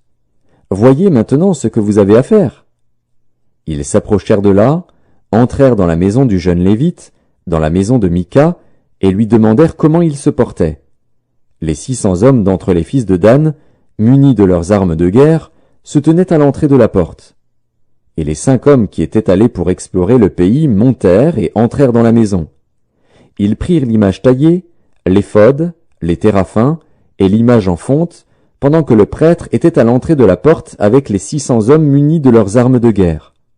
Lorsqu'ils furent entrés dans la maison de Mika, et qu'ils eurent pris l'image taillée, l'éphod, les téraphins et l'image en fonte, le prêtre leur dit, « Que faites-vous » Ils lui répondirent, « Tais-toi, mets ta main sur ta bouche et viens avec nous. Tu nous serviras de père et de prêtre. Vaut-il mieux que tu serves de prêtre à la maison d'un seul homme ou que tu serves de prêtre à une tribu et à une famille en Israël ?» Le prêtre éprouva de la joie dans son cœur. Il prit l'éphod, les téraphins et l'image taillée et se joignit à la troupe. Ils se remirent en route et partirent, en plaçant devant eux les enfants, le bétail et les bagages. Comme ils étaient déjà loin de la maison de Mika, les gens qui habitaient les maisons voisines de celle de Mika se rassemblèrent et poursuivirent les fils de Dan. Ils appelèrent les fils de Dan, qui se retournèrent et dirent à Mika, « Qu'as-tu? Et que signifie ce rassemblement ?» Il répondit, « Mes dieux que j'avais faits, vous les avez enlevés avec le prêtre et vous êtes partis. Que me reste-t-il? Comment donc pouvez-vous me dire, qu'as-tu? » Les fils de Dan lui dirent, « Ne fais pas entendre ta voix près de nous, sinon des hommes irrités se jetteront sur vous, et tu causeras ta perte et celle de ta maison. » Et les fils de Dan continuèrent leur route. Mika, voyant qu'ils étaient plus forts que lui, s'en retourna et revint dans sa maison. Ils enlevèrent ainsi ce qu'avait fait Mika et emmenèrent le prêtre qui était à son service, et ils tombèrent sur Laïs, sur un peuple tranquille et en sécurité. Ils le passèrent au fil de l'épée, et ils brûlèrent la ville. Personne ne la délivra, car elle était éloignée de Sidon, et ses habitants n'avaient pas de liaison avec d'autres hommes. Elle était dans la vallée qui s'étend vers Beth-Rehob. Les fils de Dan rebâtirent la ville, et y habitèrent. Ils l'appelèrent Dan, d'après le nom de Dan, leur père, qui était né à Israël, mais la ville s'appelait auparavant Laïs. Ils dressèrent pour eux l'image taillée, et Jonathan, fils de Gershom, fils de Manassé, lui et ses fils, furent prêtres pour la tribu des Danites, jusqu'à l'époque de la captivité du pays. Ils établirent pour eux l'image taillée qu'avait faite Mika, pendant tout le temps que la maison de Dieu fut à Silo. Juges, chapitre 19. Dans ce temps, où il n'y avait point de roi en Israël, un Lévite, qui séjournait à l'extrémité de la montagne d'Éphraïm, prit pour sa concubine une femme de Bethléem de Juda. Sa concubine lui fit infidélité, et elle le quitta pour aller dans la maison de son père à Bethléem de Juda, où elle resta l'espace de 4 mois. Son mari se leva et alla vers elle, pour parler à son cœur et la ramener. Il avait avec lui son serviteur et 2 ânes. Elle le fit entrer dans la maison de son père. Et quand le père de la jeune femme le vit, il le reçut avec joie. Son beau-père, le père de la jeune femme, le retint 3 jours chez lui. Ils mangèrent et burent, et ils y passèrent la nuit. Le 4e jour, ils se levèrent de bon matin, et le Lévite se disposait à partir. Mais le père de la jeune femme dit à son gendre, « Prends un morceau de pain pour fortifier ton cœur. Vous partirez ensuite. » Et ils s'assirent, et ils mangèrent et burent eux 2 ensemble. Puis le père de la jeune femme dit au mari, « Décide-toi donc à passer la nuit, et que ton cœur se réjouisse. » Le mari se levait pour s'en aller, mais, sur les instances de son beau-père, il passa encore la nuit. Le 5e jour, il se leva de bon matin pour partir. Alors le père de la jeune femme dit, « Fortifie ton cœur, je te prie, et restez jusqu'au déclin du jour. » Et ils mangèrent eux deux. Le mari se levait pour s'en aller, avec sa concubine et son serviteur. Mais son beau-père, le père de la jeune femme, lui dit, « Voici, le jour baisse, il se fait tard, passez donc la nuit. Voici, le jour est sur son déclin, passe ici la nuit, et que ton cœur se réjouisse. Demain vous vous lèverez de bon matin pour vous mettre en route, et tu t'en iras à ta tente. » Le mari ne voulut point passer la nuit, il se leva et partit. Il arriva jusque devant Jébus, qui est Jérusalem, avec les 2 ânes bâtés et avec sa concubine. Lorsqu'ils furent près de Jébus, le jour avait beaucoup baissé. Le serviteur dit alors à son maître, « Allons, dirigeons-nous vers cette ville des Jébusiens, et nous y passerons la nuit. » Son maître lui répondit, « Nous n'entrerons pas dans une ville d'étrangers, où il n'y a point d'enfants d'Israël, nous irons jusqu'à Gibéa. » Il dit encore à son serviteur, « Allons, approchons-nous de l'un de ces lieux, Gibéa ou Rama, et nous y passerons la nuit. » Ils continuèrent à marcher, et le soleil se coucha quand ils furent près de Gibéa, qui appartient à Benjamin. Ils se dirigèrent de ce côté pour aller passer la nuit à Gibéa. Le Lévite entra, et il s'arrêta sur la place de la ville. Il n'y eut personne qui les reçût dans sa maison pour qu'ils y passassent la nuit. Et voici, un vieillard revenait le soir de travailler au champ. Cet homme était de la montagne d'Éphraïm, il séjournait à Gibéa, et les gens du lieu étaient benjamites. Il leva les yeux et vit le voyageur sur la place de la ville. Et le vieillard lui dit, « Où vas-tu et d'où viens-tu » Il lui répondit, « Nous allons de Bethléem de Juda jusqu'à l'extrémité de la montagne d'Éphraïm, d'où je suis. J'étais allé à Bethléem de Juda, et je me rends à la maison de l'Éternel. Mais il n'y a personne qui me reçoive dans sa demeure. Nous avons cependant de la paille et du fourrage pour nos ânes. Nous avons aussi du pain et du vin pour moi, pour ta servante, et pour le garçon qui est avec tes serviteurs. Il ne nous manque rien. » Le vieillard dit, « Que la paix soit avec toi. Je me charge de tous tes besoins, tu ne passeras pas la nuit sur la place. » Il les fit entrer dans sa maison, et il donna du fourrage aux ânes. Les voyageurs se lavèrent les pieds, puis ils mangèrent et burent. Pendant qu'ils étaient à se réjouir, voici, les hommes de la ville, gens pervers, entourèrent la maison, frappèrent à la porte, et dirent au vieillard, maître de la maison, « Fais sortir l'homme qui est entré chez toi, pour que nous le connaissions. » Le maître de la maison, se présentant à eux, leur dit, « Non, mes frères, ne faites pas le mal, je vous prie, puisque cet homme est entré dans ma maison, ne commettez pas cette infamie. Voici, j'ai une fille vierge, et cet homme a une concubine. Je vous les amènerai dehors, vous les déshonorerez et vous leur ferez ce qu'il vous plaira. Mais ne commettez pas sur cet homme une action aussi infâme. » Ces gens ne voulurent point l'écouter. Alors l'homme prit sa concubine et la leur amena dehors. Ils la connurent, et ils abusèrent d'elle toute la nuit jusqu'au matin. Puis ils la renvoyèrent au lever de l'aurore. Vers le matin, cette femme alla tomber à l'entrée de la maison de l'homme chez qui était son mari, et elle resta là jusqu'au jour. Et le matin, son mari se leva, ouvrit la porte de la maison, et sortit pour continuer son chemin. Mais voici, la femme, sa concubine, était étendue à l'entrée de la maison, les mains sur le seuil. Il lui dit, « Lève-toi, et allons-nous-en. » Elle ne répondit pas. Alors le mari la mit sur un âne, et partit pour aller dans sa demeure.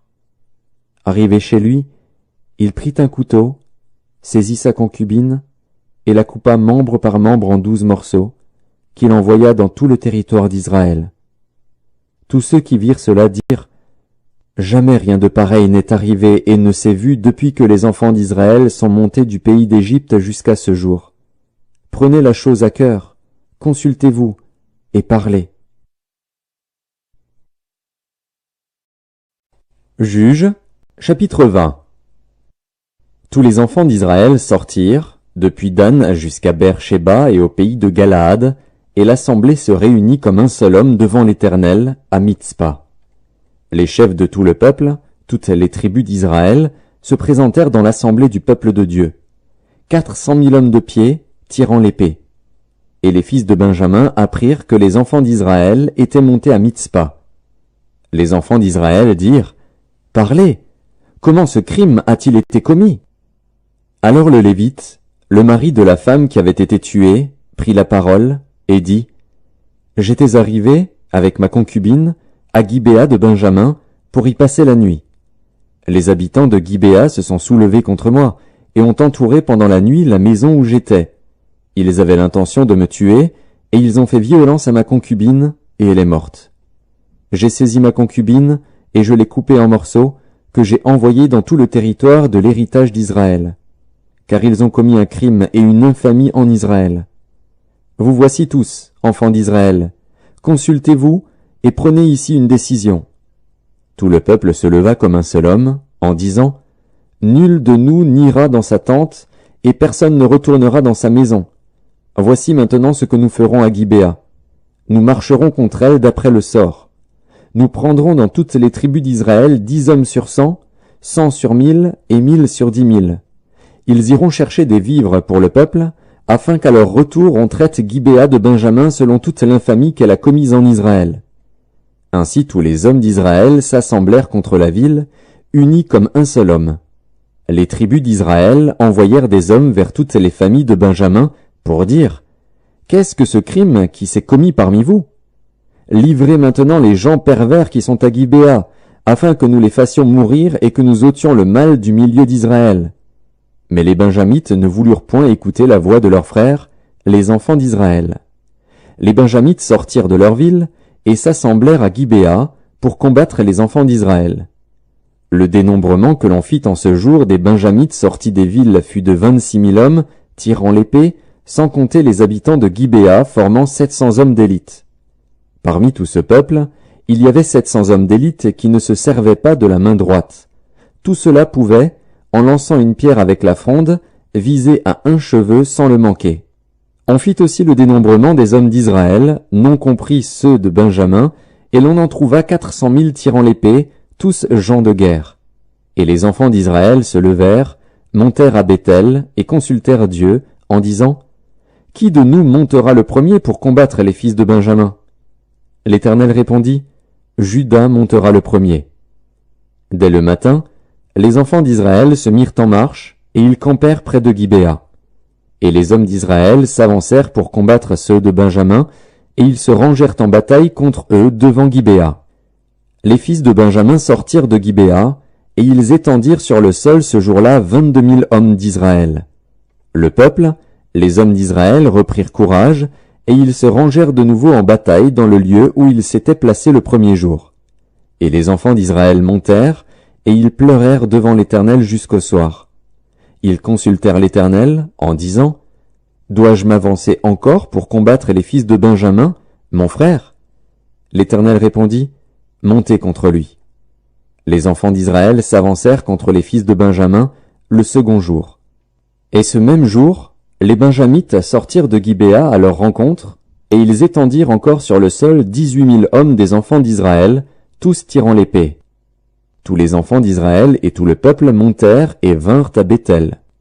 Ils pleurèrent et restèrent là devant l'Éternel, ils jeûnèrent en ce jour jusqu'au soir, et ils offrirent des holocaustes et des sacrifices d'action de grâce devant l'Éternel.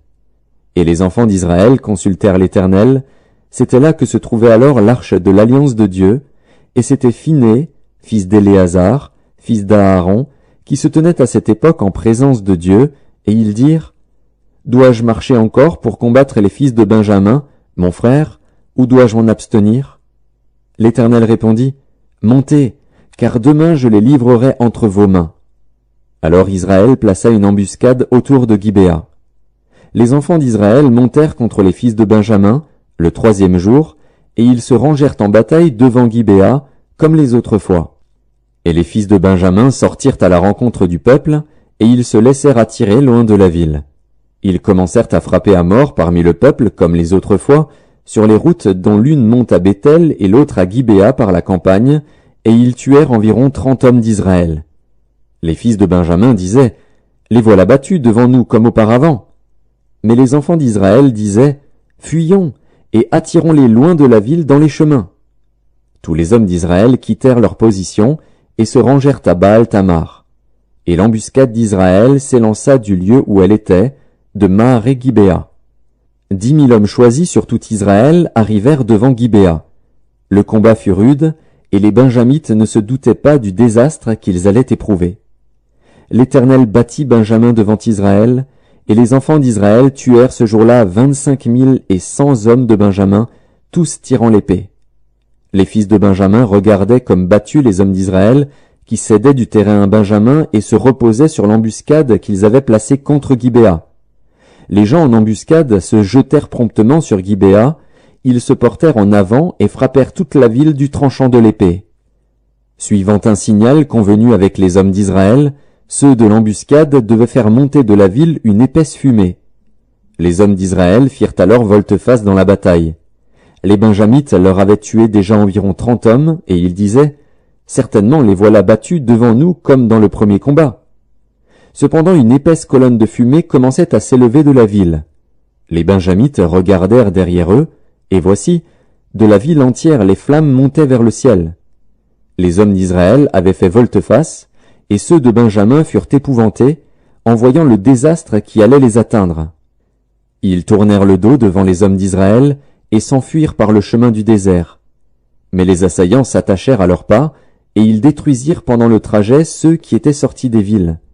Ils enveloppèrent Benjamin, le poursuivirent, l'écrasèrent dès qu'il voulait se reposer, jusqu'en face de Gibéa, du côté du soleil levant.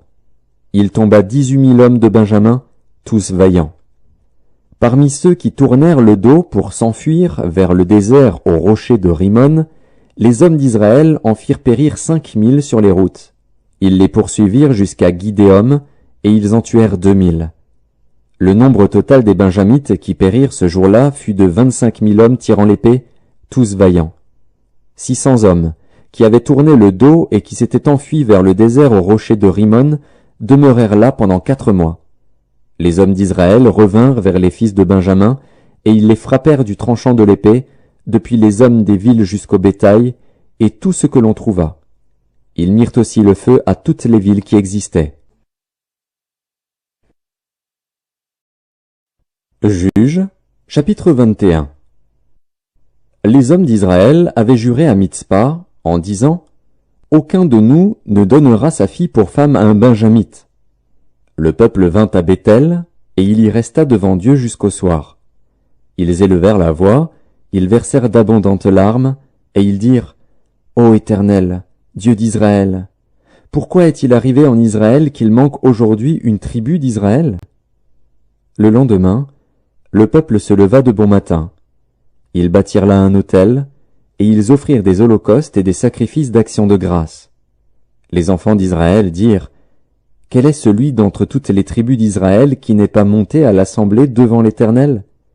Car on avait fait un serment solennel contre quiconque ne monterait pas vers l'Éternel à Mitzpa, on avait dit, il sera puni de mort. » Les enfants d'Israël éprouvaient du repentir au sujet de Benjamin, leur frère, et ils disaient, « Aujourd'hui une tribu a été retranchée d'Israël.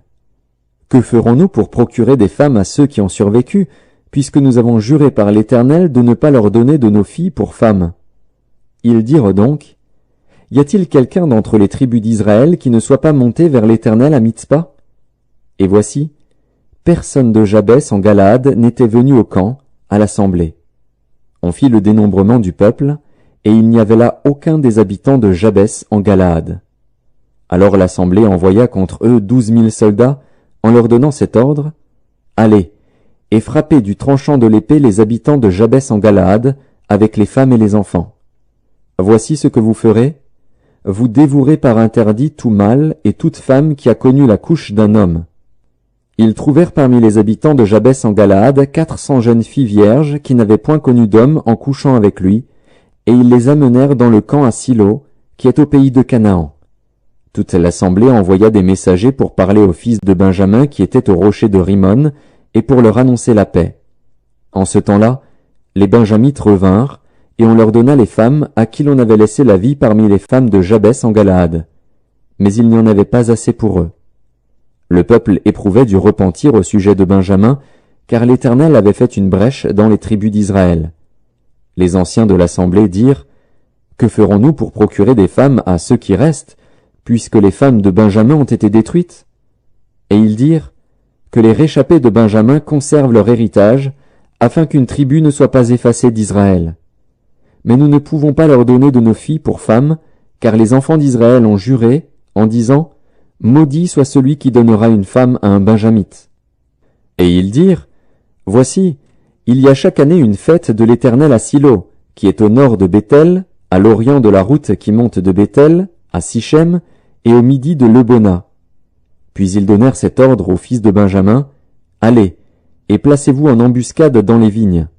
Vous regarderez, et voici,